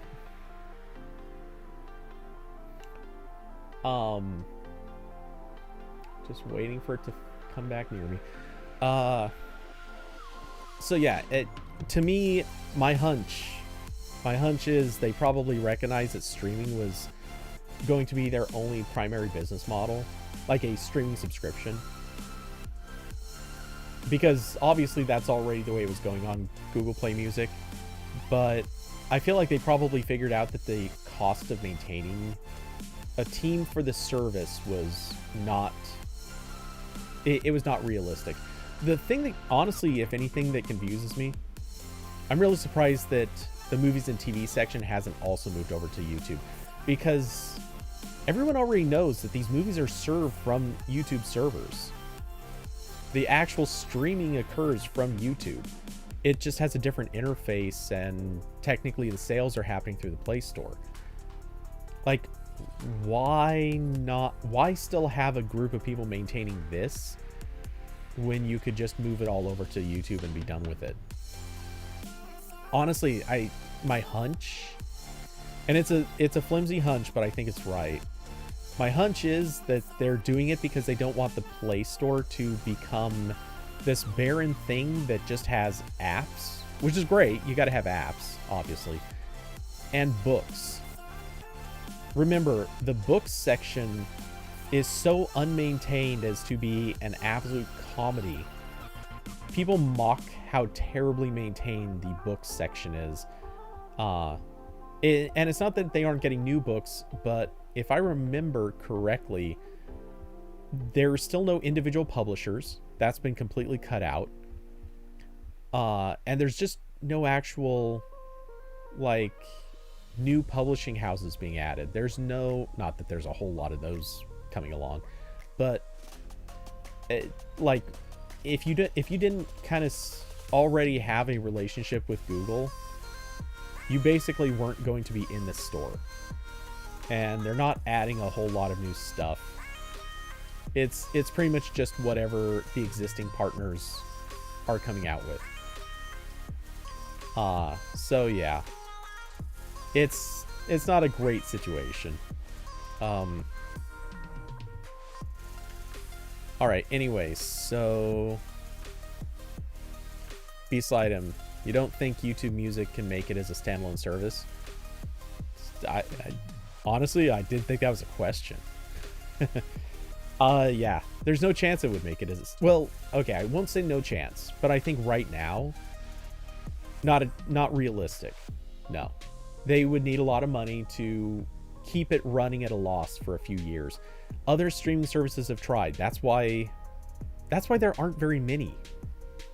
Think about all the streaming services out there. They only work. Like, I think Spotify and Pandora's still going, right? I'm pretty sure. But I'm trying to think, how many standalone streaming services are there? It's not very many anymore. And most of the reason for that is major companies, basically Apple and Google, are building their services, making them cheap or free, and they're integrating them with the platforms. So they're giving them some advantages. The standalones are either running at incredibly low margin, or it's Spotify, where Spotify gained a huge perfect timing kind of situation. They got in, they had features and functionality that drew people in, and they timed it very right. But the thing is, like, and I've said this about Roku how many times? The little guys who are standalones probably have a ticking clock. It sucks to say, but this is the caveat of big businesses versus small, sort of single purpose businesses. Spotify is doing really well right now, but are they going to keep doing well? Especially if they keep paying out massive amounts of money to Joe Rogan. I don't know. Part of me feels like there is a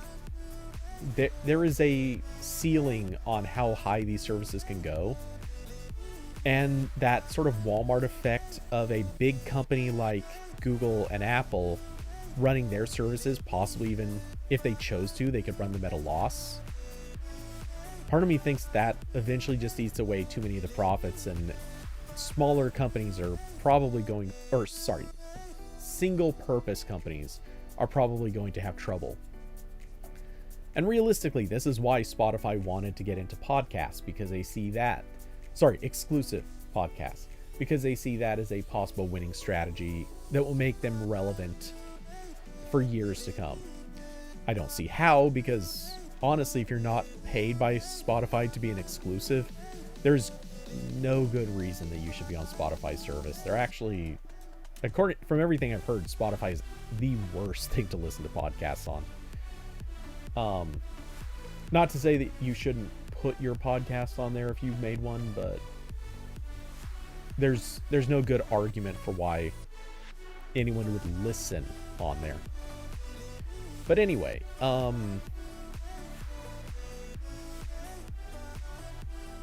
Carson Loki, though, Playbooks has the cleanest reading and audiobook interface. Oh, yeah. Yeah, for sure. I mean, audiobooks, there aren't very many competitors anyway. It's really just Kindle. Or, well, Audible, sorry. Why did I say Kindle? It's really just Audible and that other store. I can't think of the name of it now. Nobody uses it, so who cares? But yeah, when it comes to audiobooks, I'd rather hear stuff through Google Play.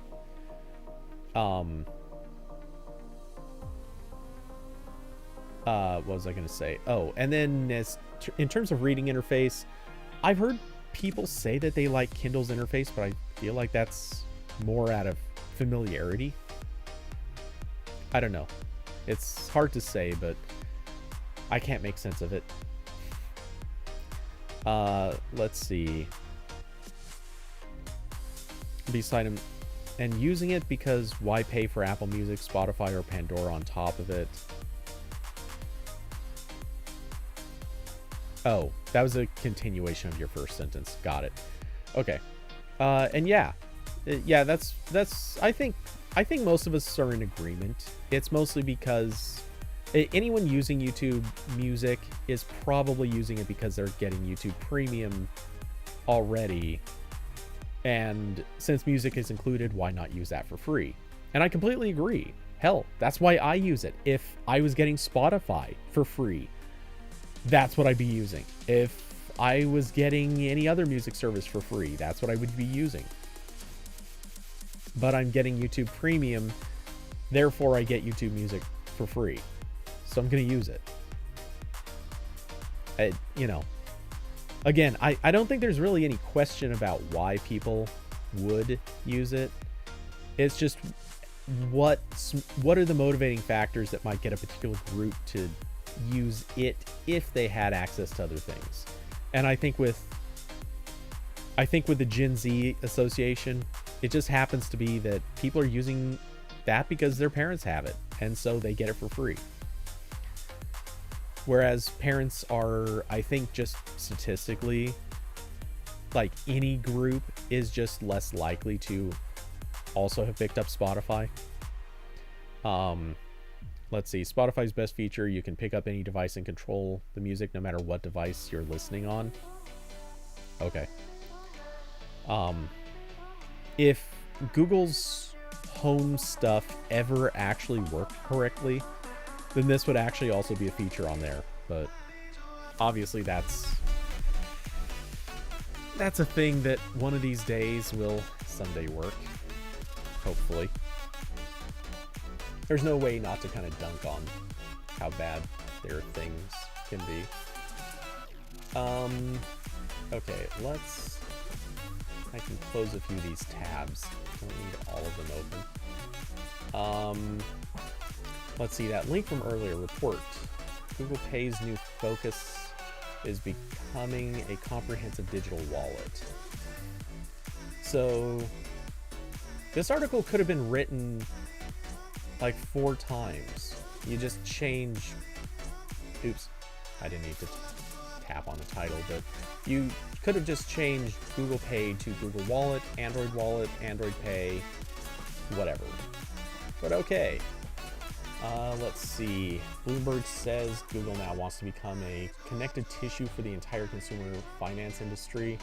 This will involve various partnerships, including with Coinbase and BitPay to store crypto assets and digital cards.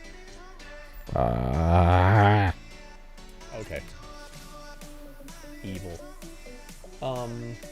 You can already add a Coinbase card to Google Pay. The company did not announce any plans to accept crypto for transactions that use Google Pay. Okay, at least that's a little bit of a reprieve.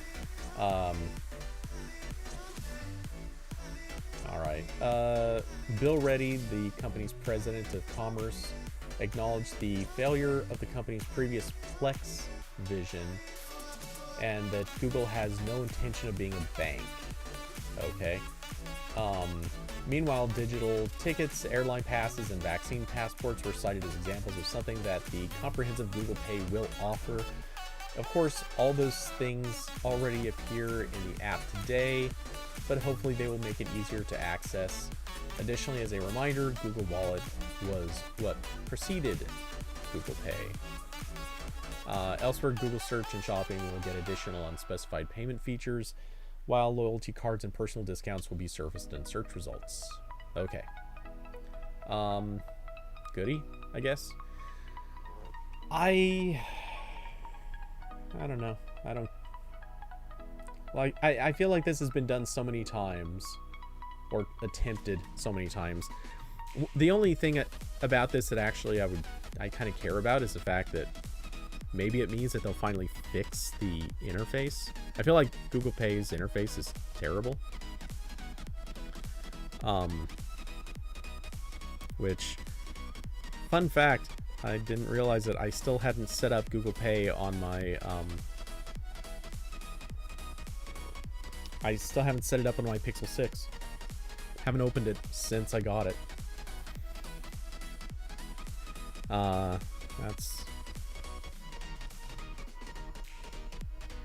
interesting. I don't really have a reason to do that right now, but I'm just quickly doing it.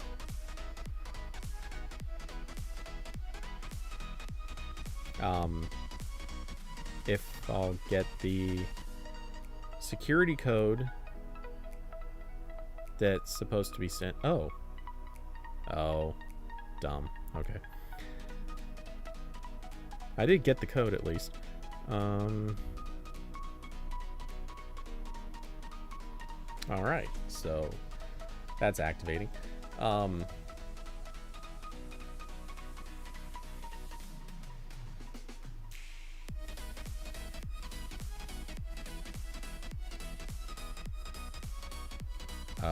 Okay, that was weird.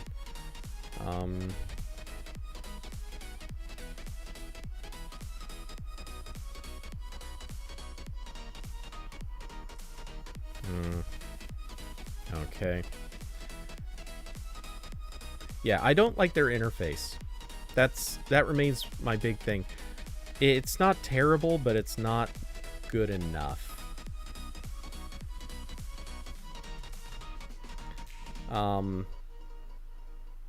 I don't know. Just something about the experience of stepping into it. It just feels clunky and awkward. It doesn't feel organized. I don't know. I want a different interface is really what I'm saying. It's just not great. But okay. Anyway, beside him, you never use Google. I assume that means Google Pay. Use Samsung Pay, Apple Pay with 60/40 respectively. Okay. I guess. I don't really see much reason for using any particular one anymore. I don't know if Samsung Pay still does the rewards program that it used to have, but that was the big argument for using it in the past. But I know they scale. I don't think they got rid of it, but they scaled it back, right? And now it's not really doing that much. I don't know. You tell me. But I know at one point they were killing off like 2 or 3 of their big promotional things, and they just never brought those back. And then I'm assuming they still have some sort of a point thing or maybe a cash back thing, which would be nice. But yeah, it didn't really seem to have much to it.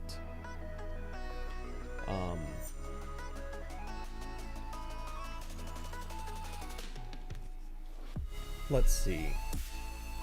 So, and then Apple Pay. I get why. If you're an iPhone user, that's what you're going to be using.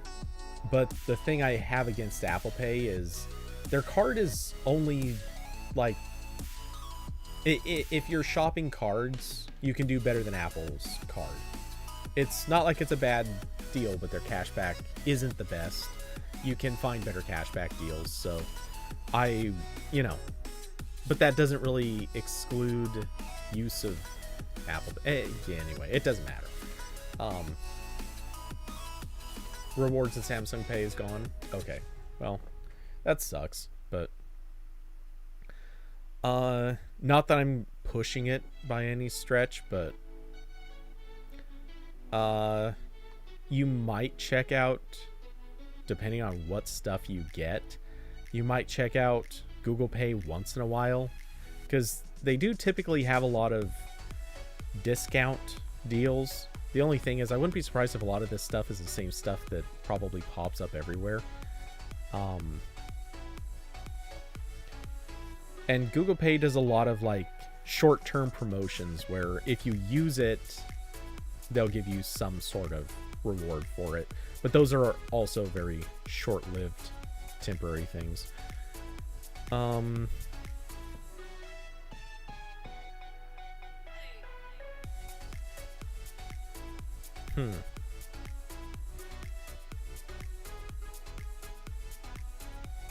Wait, what? Huh. Okay. Seeing weird stuff in mine. MST is also gone. Yeah, I knew about that. Though, it's... what? I would give it one more year or so until MST is borderline, like, done. And when I say MST, I mean, like, magnetic card readers. Like, as in they won't be supported anymore. Or it's only going to be very limited situations where they're supported. Because they've been pushing to move it to purely chip-based interaction. Or tap and go. Like, there's no... The magnetic strip is basically effectively useless at this point, or is almost... I know it's not entirely useless, because I know of a store that still makes you use magnetic strips, which is what the hell. But yeah, I know we're almost to the point where it has to be chip everywhere, and that can't happen soon enough, because magnetic strip is dumb. I get why we did it for years. It made sense, but it's dumb now. Okay, anyway, so amazingly, this has now been we've now actually gone 2 hours in. Yeah, 2 hours. And actually effectively didn't hit a single topic that I came in with. Let's see, Samsung Pay still has cash back. You love the 18% at Sam's Club. Obviously that's not a full 18% cash back, but chip base is still slower. Oh god, it absolutely is, no question to it. But considering how easy it was to skim cards, but like, chip based is not perfect. It has security holes. People already cracked it. Like, that much happened. However, like a magnetic strip, you could go buy, dead serious, you could actually go buy a card reader. I actually built some software around this once. Not quite the same thing. I built it for legitimate purposes, but you could go buy a card reader that connects over USB. You can attach anything you want to that card reader. You could even do it with a phone. You had to have drivers that would work with it, but you know, you could do this with a phone. Obviously, this also worked with, like, what was it, Square, I think, had their little thing that could be plugged into the headphone jack. Anyway, you could like, reading that strip took a second. All you had to do was get a hold of someone's card for a second, swipe it, and go. I've literally seen people who set up, like, makeshift skimming contraptions that they could literally wear. Like, they would have, oh, I wish I could think of where I saw this. Somebody did this as like I don't want to say a social experiment, but they did it for like an article or something. they rigged it up so that they had like a skimmer, or sorry, the card reader set up like on the inside of their wrist or something, and the wires ran to a like small, I don't think it was a phone, I think it was like a gutted netbook or something. I don't know, whatever it was. This was several years ago, so this certainly would not have had the best technology. But anyway, they tested this out, like just to prove it could be done. They worked at like a restaurant or something for a night, and every card that they got, they would just, you know, pull up their sleeve, swipe the card, sleeve back on, all while they're literally walking from table to station. And when they swiped the card, all they were doing is recording all the information, and then they could replicate this anytime they wanted. Like, this was an easy thing to do. You know, people have, one of the scams that happens all the time, or was happening all the time, was credit card skimmers, where people would physically install a reader into a like, not an ATM, but like other things that had credit card readers. They would just install a read head right there, and anytime somebody swiped, it would just double up. Like, this was a common scam. Chips, this can still happen, but it's so much harder. You need to develop things that actually work with a device in order to still skim that. Yeah, gas stations were super popular for this, especially since gas stations notoriously had terrible security and didn't pay attention when people would come along at night and modify their freaking tanks. A thing I've heard is still occasionally happening, which, when you think about it, is also a really scary prospect. But, yeah, anyway. Let's see.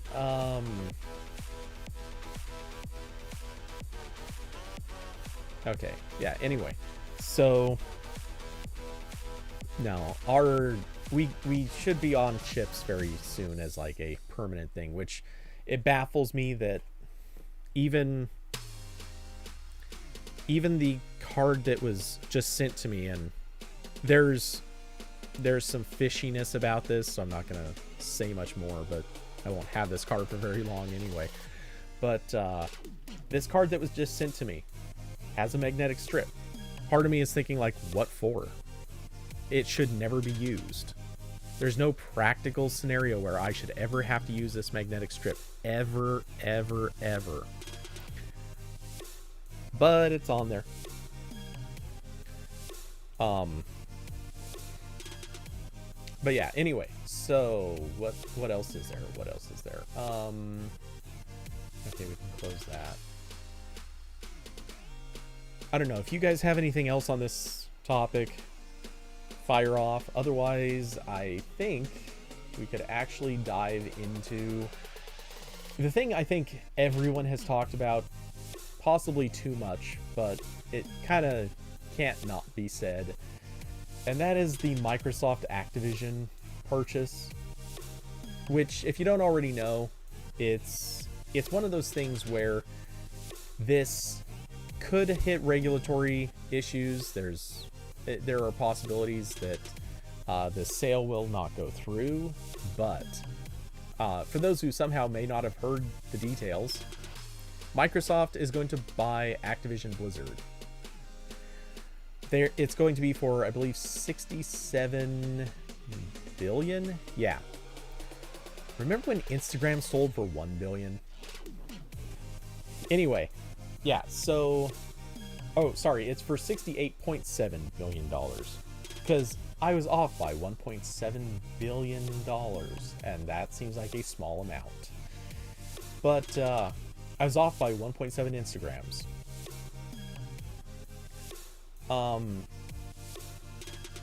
Oh, Carson, you've been to a couple of mall stores where the chip part of the terminal is broken, so they stick a paper in saying, please swipe. Oh, yeah. Yeah, I know. I've seen that in a few cases. As a side note, where are there still malls? Oh, I misread that. You said couple small stores. Why did I see mall? Okay. Anyway, my question remains, where are there still malls? I feel like those have all died and gone away. But, no, anyway.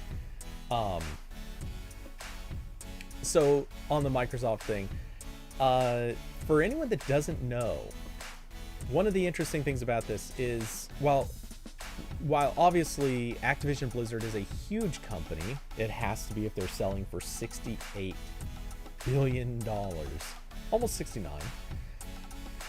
The thing is, while it is a big company, it's not even the biggest game publisher out there. That's technically Tencent. But even with Microsoft purchasing this, it would only move Microsoft into third place. Sony is actually a bigger game publisher by itself, so this is actually not that crazy of a thing. Actually, was there a graphic for Sony's? No, there isn't. But Sony's actually already a bigger game publisher, so that actually would not be that crazy. But yeah, Microsoft, if this deal goes through, is going to end up with having all of these properties, and you can't see Treyarch hidden behind my head, but with the Activision Blizzard acquisition, that would also be giving them Raven, High Moon, Infinity Ward, Toys for Bob, is that Beanox? Yeah. Sledgehammer Games, Blizzard Entertainment, and King. So yeah, this is possibly going to be a pretty massive acquisition, and it does move Microsoft into a legitimate, true contender space as their own just massive game publisher. The funny thing about all of this is it also means we're getting closer and closer to this weird place where the game studios and publishers, effectively, are all under the same thumb as the console makers, or there are a few like standalones still living. But for the most part, this is becoming this weird situation where Microsoft will own its own studios, Sony owns its own studios. We don't really know what's going to happen with games that would have in the future been designed for PlayStation. Anything that's currently being designed for PlayStation obviously is going to still come to PlayStation. From what I've heard, all of those deals and plans are just going to move forward as usual. However, one of the things that apparently Microsoft already confirmed is that part of the reason for this acquisition is it puts a whole bunch of new stuff under the Game Pass access. So this doesn't mean everything from these brands will be hitting Game Pass, but it means a lot of it will be. And effectively, that makes Game Pass a stunningly too good to be true deal, possibly. So, you know, naturally that's a huge win for them. Obviously, you know, you'll still have the okay. What I kind of wonder is, will the Game Pass subscription price go up? Honestly, that's what I really question. Because if you're going to spend almost $70 billion, you probably want to soak a little bit of money out of your user base. That would be my thought. I would want a little bit more money if I was running Game Pass and I just saw a huge check cut out of the bank for owning all these studios. That being said, this does put Sony into a pretty sketchy place where they're offering nothing close to this, though they are in a position to offer almost exactly the same thing. We will see. Sony is well positioned to definitely compete with this. Obviously, as Carson brings up, Google and Stadia specifically are basically effectively irrelevant to the game market as it stands. Because it seems like Google is making no efforts to compete on this. Stadia shut down its one and only true game studio, like first-party game studio. It seems as if they really aren't pushing for partnerships. It seems as if they don't have any straightforward plans. We'll see. I mean, let's be honest. Google has walked away from things in the past and then come back to them. I mean, it's hard not to point to Google Pay as an example of this. But yeah, no idea what Google's going to be doing with this. And honestly, I can't help but look at Sony and wonder what they're doing. Someone at Sony has to be questioning what the strategy is going to be. How do they move forward? Who do they approach? How do they compete with Microsoft on this front?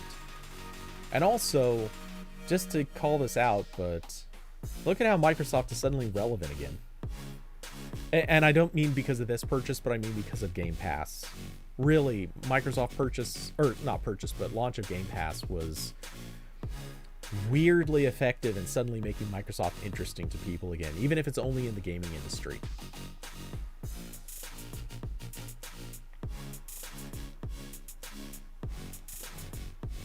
All right. But yeah, other than that, I didn't have a whole lot to say. I do still think it's important to put into perspective that Microsoft will be the third largest game publisher. So even if this deal goes through, like, it has a lot of implications. Honestly, it really, really does. And some of them are bigger than just purchasing another game studio. Something I've said in a couple of other forums. Activision Blizzard has a lot of contracts with other companies and a lot of connections going on. And that, I think, is the place where regulatory consideration might come up. Because this isn't just about buying a bunch of games and the franchises. It would be trivial. Nobody would throw an argument if this was just about, hey, we're gonna pick up this random other set of games and the IP rights. Like, if somebody says that, nobody would care. If you made a different company that is not Activision Blizzard and just gave them the same quantity of franchises and Microsoft bought it almost wouldn't even warrant regulatory approval. But because Blizzard is tied into a lot of other stuff, it could be. So anyway, Carson, is Sony or Tencent first? I believe Tencent is. But keep in mind,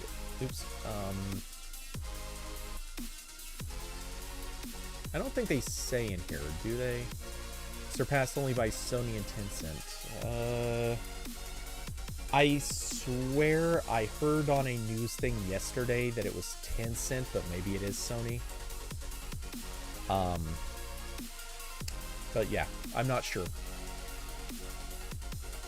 Let's see.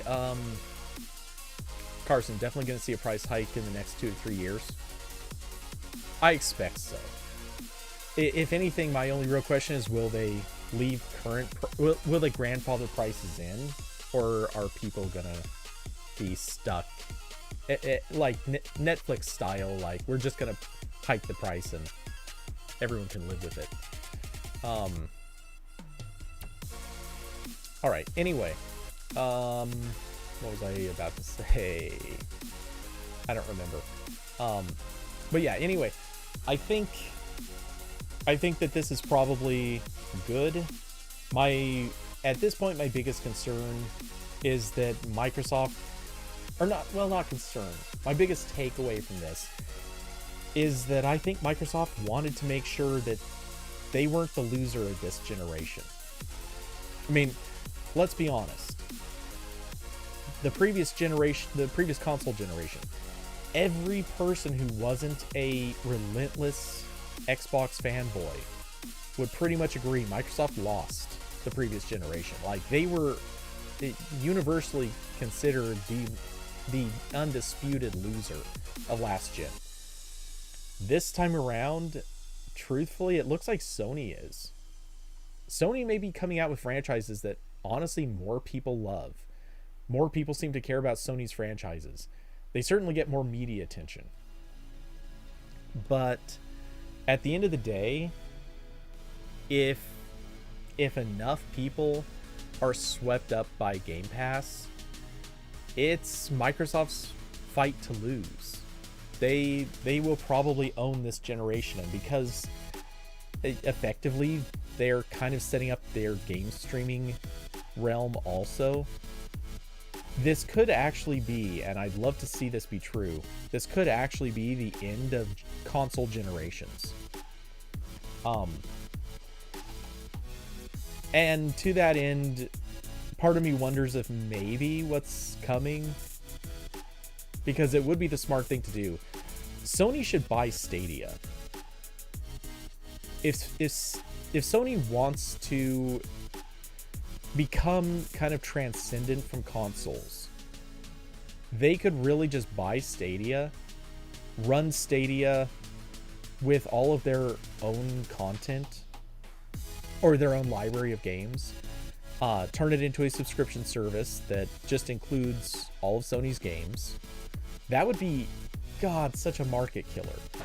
That would actually make Sony relevant and basically a not front runner, but a contender for the future. But we'll see what happens. There's so many weird ways that this could go, and I gotta admit, I didn't really predict Microsoft buying Activision Blizzard, especially with all the legal woes of Activision Blizzard. For those that don't know, it's like sexual harassment central over there. And while a lot of people are talking about the CEO and a couple of high-level executives, the reality is that whole company is just sick with problems. So, man, Microsoft overpaid. They really overpaid. Which also kind of makes me wonder, is it possible Activision Blizzard was shopping? That would actually explain a lot of this. I wonder if maybe they recognized, like maybe the board recognized that Activision Blizzard was in a legitimately bad position. And so maybe they reached out to Microsoft and Sony and set up a bidding war. Or I doubt they would have reached out to Nintendo, but could have been. It really actually would have been interesting. Maybe they were setting up a bidding war and threatened to go to the competition, and Microsoft being in the position they're in, they had to pick it up because they couldn't let Sony have it. They could have let Tencent have it, but maybe Tencent didn't want to pay. So Microsoft was in a position of either giving Sony access to another huge brand, or they would grab it themselves. That actually makes more sense to me than anything else, because I can't imagine Microsoft aggressively pursued this. Someone said Facebook was... Oh, okay, so you're saying there was a bidding war. Because I hadn't actually read about a bidding war yet. But my hunch is... That's the only way this makes sense. Because Microsoft paid... Pretty much everyone's in agreement that Microsoft is overpaying for this. So the only reason to do that is if you're in a competitive disadvantage. And Microsoft objectively, even though, yeah, Game Pass is a winner so far, objectively Microsoft is at a competitive disadvantage because they just don't have the popular IP to really drive all of their content.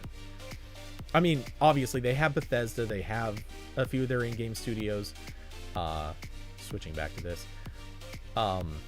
but you look at a lot of these you look you look at a lot of these studios, and some of them, they don't produce the biggest or most important stuff. Some of these are almost kind of irrelevant studios, and some of them are obviously very relevant, but picking up some of what they did with Activision Blizzard, that actually is a pretty big win. That puts them maybe not on par with Sony, but pretty close. I wonder what Sony's studio lineup is like.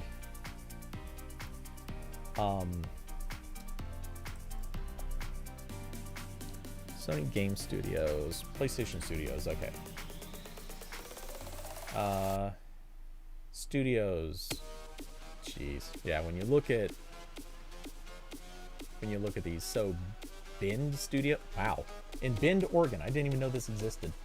Okay, they did Siphon Filter and Days Gone. Alright. Someone cares, I'm sure. Blue Point Studios, that's Demon Souls. Fire Sprite, which did PlayStation VR. Guerrilla Games was Killzone, Horizon Zero Dawn. Yeah, okay, they're huge. Let's see. Housemarque, they did Returnal. Insomniac Games was some of Marvel's stuff and Ratchet and Clank. London Studio did SingStar, iPet, and Blood and Truth. Malaysia Studio, which has nothing behind it yet. Media Molecule for Little Big Planet and Dreams. Naughty Dog, I mean, come on. Uncharted, Last of Us, and for whatever reason, Jack and Daxter.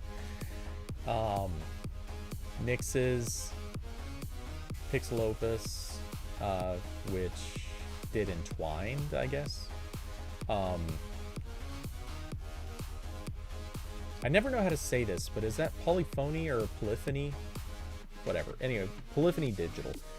So that's Gran Turismo.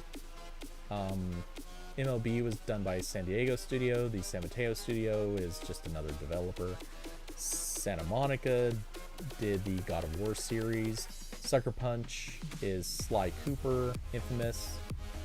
Ghost of Tsushima, which was like in the running as last year's game of the year. Let's see, Valkyrie Entertainment, which does God of War. XDev, which did Until Dawn. That was fairly huge. Yeah, I mean, yeah, when you think about it, I mean, this is just like both of these companies have some pretty massive studios under their belt. This is easily going to be the thing. Like, the console makers are buying up the big game studios, which kind of leaves me wondering how things are going to go with Steam. At a certain point, how many of these companies are going to be pushing exclusive games as their big hook for the consoles? The counter to that is I also still think consoles are going away.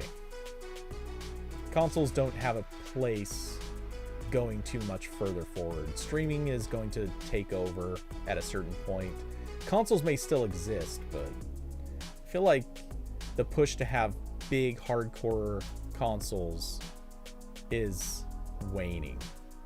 If you can stream a lot of games, and for some people that's plenty, and when you can, like, a lot of people are more and more inclined to maybe play games on, not on the laptop, but like running the power of your laptop to play a game. The consoles don't hold up that well anymore. So part of me does kind of wonder if that change is coming. Sorry, got distracted by the fly. Okay, anyway, Carson, exactly. Stadia is an exclusive platform for PlayStation. Cloud gaming would be great for both Google and Sony. I wonder if a purchase is better, or if a contract agreement is better. Because I imagine Sony wouldn't necessarily want to run Stadia. They would just want to put their content, like their games, onto that platform. Google would probably be very happy to run it for them.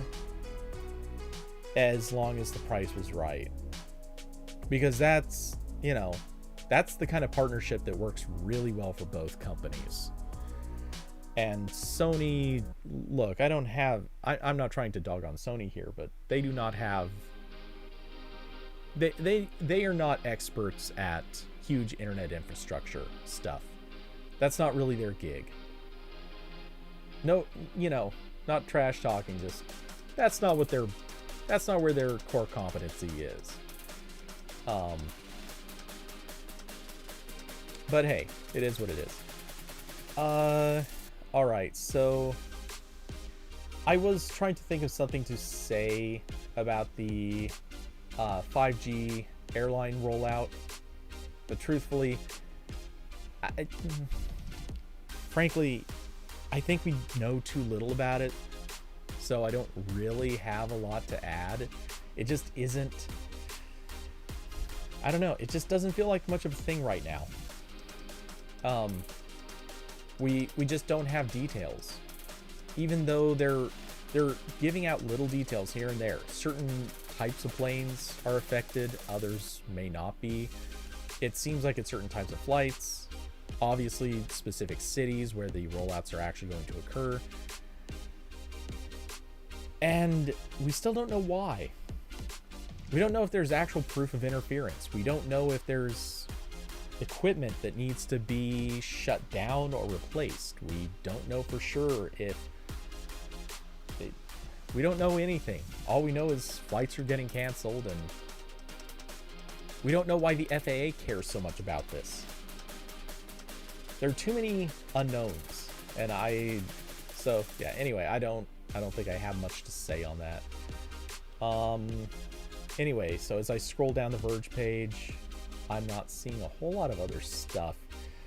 So if there are any other topics, feel free to bring up, but I don't believe there's much else. One thing, I do need to talk about this.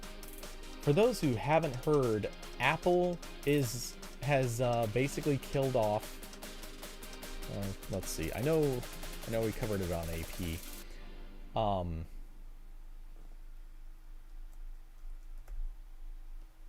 Yeah.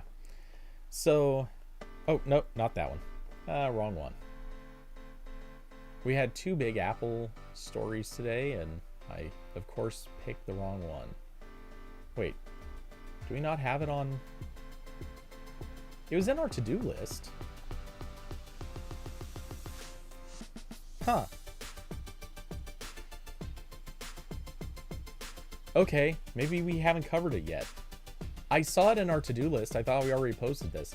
Anyway, for those that don't know, the Apple Store has they have basically done away with the student discount for non-students.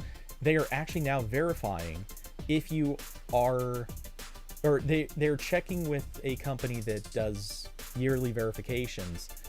You have to now actually have a working, functional student email address in order to use the student discount on Apple's store. So I get why, but I am personally annoyed by this because not only do I buy with a student discount because I'm a sleazy human being who will take the discount because why wouldn't I? But more importantly, I'm actually bothered by this because, as far as I'm aware, there is now no way for people to use the student discount if you're buying for somebody. If you're buying a computer for a student, you can't use the student discount. And I kind of hate that. Because you know who buys most of the computers for students? Their parents. So if you're going to college next week, your parents can't go to the store and can't go to an Apple store and pick up a laptop for you. Like, that's not a thing. And that is stupid. So yeah, I'm super unhappy about that. To me, I think that is Apple just Honestly, it is Apple being greedy. This is one of the few times where I'm actually going to come out and just, there's my opinion. I think Apple's being greedy here. Carson, your university lets alumni keep their Google Workspace emails for life. Yeah, that'd be great. When I left my college, they offered for some price to convert, I forget what the price was, but you could convert your student email address into one of their alumni addresses. Their alumni addresses, were not EDU accounts. So that was already useless. 2, they wanted to charge you for life. And by that I mean they wanted it to be, I believe, a yearly subscription fee so that you could keep it. It's like, guys, no. I don't care. Your email service isn't even good. Why would I pay to keep using it? But my college was full of obnoxious little, hey, how can we nickel and dime you for an extra little bit here and there? And hey, oh, you left the college? We need donations. Like, people who were 6 months out of college were already being hustled for donations. It's like, guys, you cost enough. Like, we're not going to donate to you. But yeah, anyway, the beautiful thing is, if you want an EDU address, I'm not technically endorsing this, but I'm also saying, hey, go do this. People sell them. You can usually buy EDU addresses for pretty cheap. And it's not that hard to get by on those. They usually don't last for super long, but all you need them for is for the week or so it will take you to get verified, and then jump through whatever hoop it is that you have to do in order to get your order off with the educational stuff, and then you're golden. It's not hard, and you get a good discount for it. So, you know, if you want to cheat these systems, that's a way. There's no point in paying their full prices. Okay, anyway, so just wanted to get that out there. I feel like if here's the thing, I honestly don't like the idea of companies doing student discounts.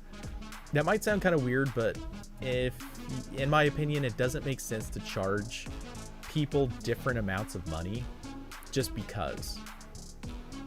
And when it comes to student discounts, I feel like that's a just because kind of thing. Because look, there are people out there that are poor who don't have who can't get a student discount, so they're still going to pay full price.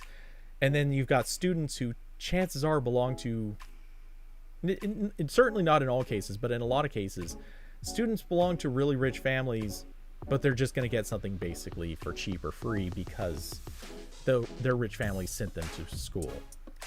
I mean, when you start picking apart that discrepancy, it just doesn't make sense. So, you know, yeah, I'm not in love with the student discount concept. All right, so anyway, do we have any other topics? I'm pretty much out of stuff that I can think of to talk about. And for no particular reason, I am scrolling the Verge homepage, but honestly, it hasn't even changed much since I refreshed it a couple of hours ago. So, yeah, probably not much else to say unless something pops up shortly. In the meantime, let's see, what is happening this weekend? This weekend, I believe I'll probably, if I remember to do it, I will probably try out Control. That's supposed to be really good. I don't even know much about it. Let's see. Not that I need to do this, but just for the hell of it, I'm pulling up the page on the Stadia store. Which, let's see. Yep, here we go.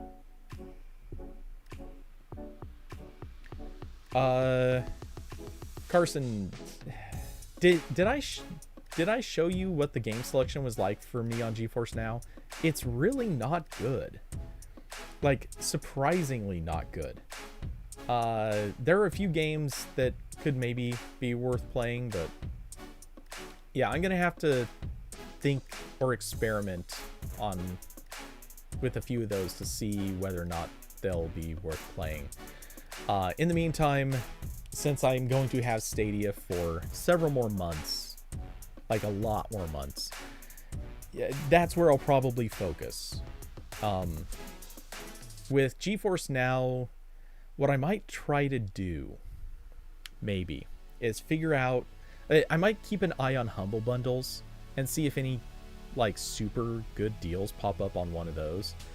Because, you know, if I can throw, like, $5 at a Humble Bundle and pick up a couple of things that are all playable on GeForce Now, that'd be worth it. But it's not really worth it if it's, you know, or it's not that interesting otherwise. That being said, well, no, I was about to say, I wonder what'll happen when Tiny Tina's Wonderlands comes out, but the thing is, I bet that won't be playable on GeForce Now. Because with GeForce Now, they don't have... Oh, actually, wait. Does GeForce Now hook up to Epic? I don't think it does, right? GeForce Now, Epic Games.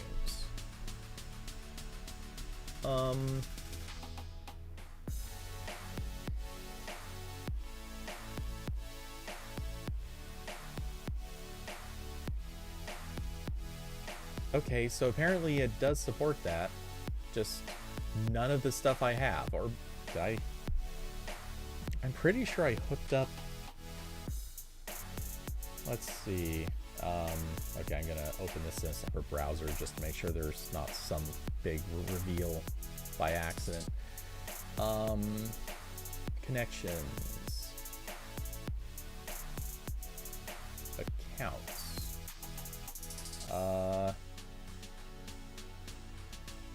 Wait.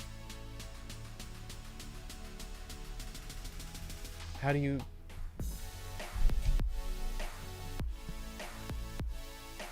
I don't understand this. That's the list of accounts. I love how they still have Google with the Google Plus logo. That's something pretty special. But also, why connect to GitHub? What are you doing on GeForce Now that would involve GitHub? And I guess I could actually connect to that, but... Oh, damn it. You're right. I opened the wrong page. I'm a genius. Okay.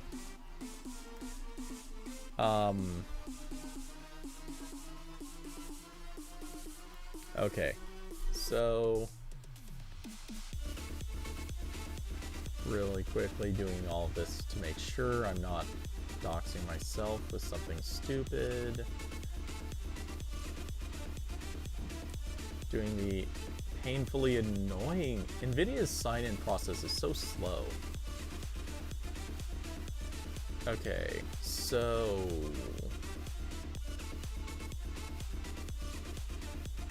it's under...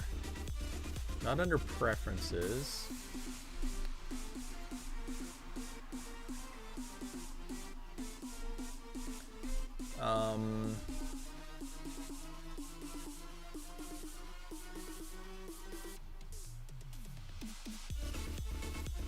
Okay, under... yeah, honestly, yeah, why does Epic have a GitHub connection?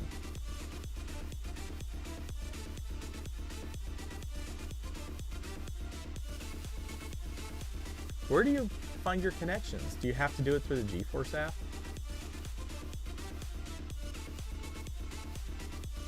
Okay, I'll just open that. Opening GeForce Now.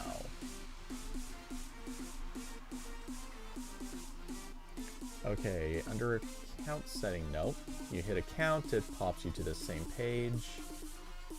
Okay, so we'll close that. Under settings, it says that my Epic Games account is connected.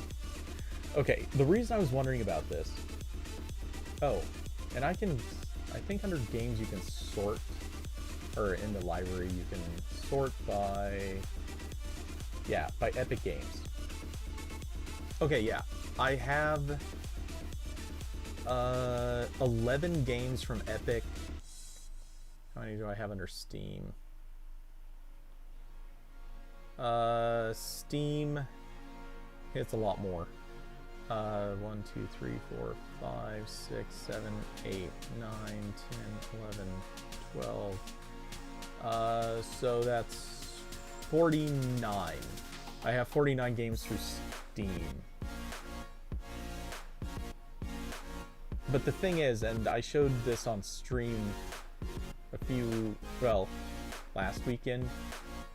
Not this last weekend, sorry, the weekend before. And the list wasn't great. There are a few things, like, certainly I can find some stuff in here, but yeah, not a whole lot. So, yeah, my, the thing is, though, that the list is just not that good. And what gets me, so the reason I bring up Epic Games specifically is because Tiny Tina's Wonderlands I don't know that it's confirmed. I know that it's confirmed it's definitely coming to the Epic launcher, and I believe it's coming as a temporary exclusive. I don't know how long, and I don't know if that's like a single version of it will be an exclusive or if it's going to be all of it. But yeah, it looks like Tiny Tina's Wonderlands is going to be an Epic exclusive. Whether it is or isn't, it kind of doesn't matter, because as far as I can tell, you can't play Borderlands games on GeForce Now. At least I don't think so.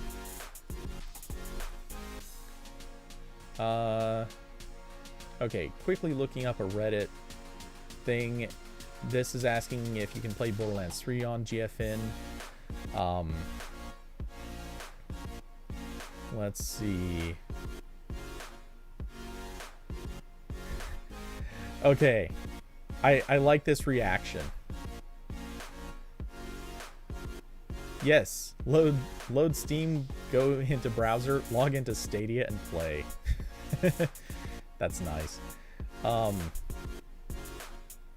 But yeah, okay, so yep, publisher opted out. So yeah, there is going to be no, if Gearbox decided to not support GFN, then that probably means Tiny Tina's Wonderlands will not be on there either.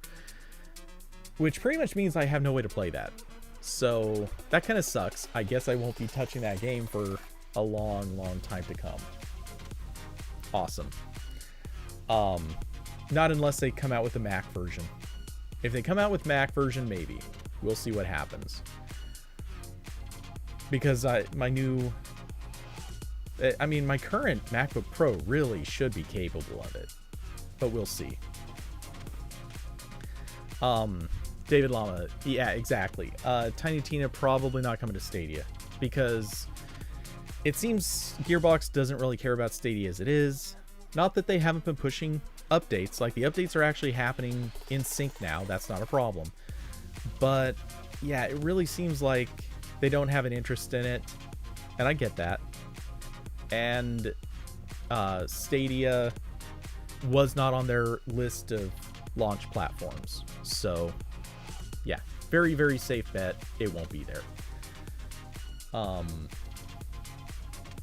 But yeah, anyway, so Stadia's not dead yet.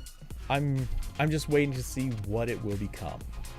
I'm reserving judgment, because let's be honest, if Sony creates a partnership deal with Stadia and does not buy it, just like creates a partnership and has Stadia run all of those services, I could imagine Stadia just staying open indefinitely and becoming like, I don't want to say a homebrew destination or anything like that, but I could see Stadia staying functional just by virtue of kind of a why not, and then independent publishers might go there. I'm okay with that outcome for Stadia. I think that would be fine. But we'll see. That there's so many ways that could go. But yeah, so anyway, what else? Yeah, so okay, so anyway, GeForce Now probably not going to do anything with that now or for the immediate future because I have no reason to.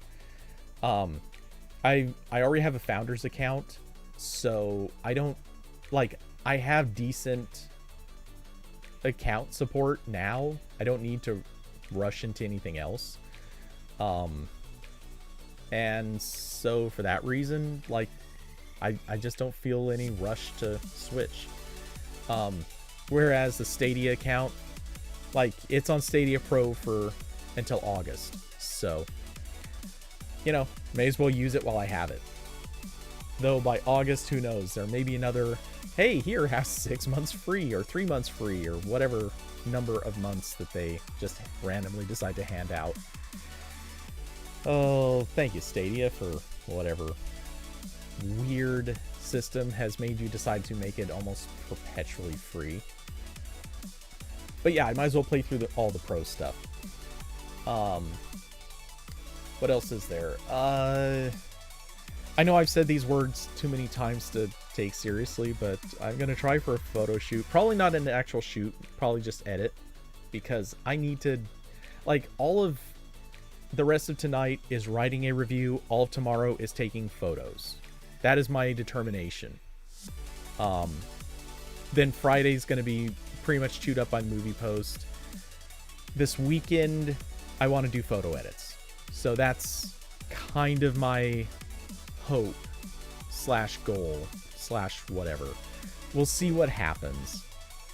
We can all be realistic and take a shot on whether or not it actually happens. Let's see, is there anything else? I can't think of anything else, and no new topics have been brought up, so I think that pretty much wraps it for today. Oh, what was I gonna... yeah, so if Control doesn't happen, it may be a Hitman run. We'll see. But yeah, that'll probably be weekend plans. Attempting photo shoot, hopefully playing Control, and as a fallback to either of these things not happening, it'll be a Hitman run. That, I think, is the likely. But okay, anyway, thank you all for coming by, hanging out, being part of the conversation with me. I hope you all have a wonderful rest of your night, rest of your week. We'll, of course, be chatting in Discord. If you'd like to support the channel in any way, shape, or form, there are links down below to Streamlabs. I know, I still haven't changed that link. It keeps evading me to get around to doing that. But also Patreon if you'd like to support that way. Yeah, I'm so drawing a blank. My brain is just like half off at the moment. But yes, anyway, thank you all for coming by, and I will see you hopefully this weekend, if not for the next RambleCast. How did I stumble over that? Anyway, with that, I'm going to just momentarily, because I forgot to switch back over to this. But with that, good night, everybody.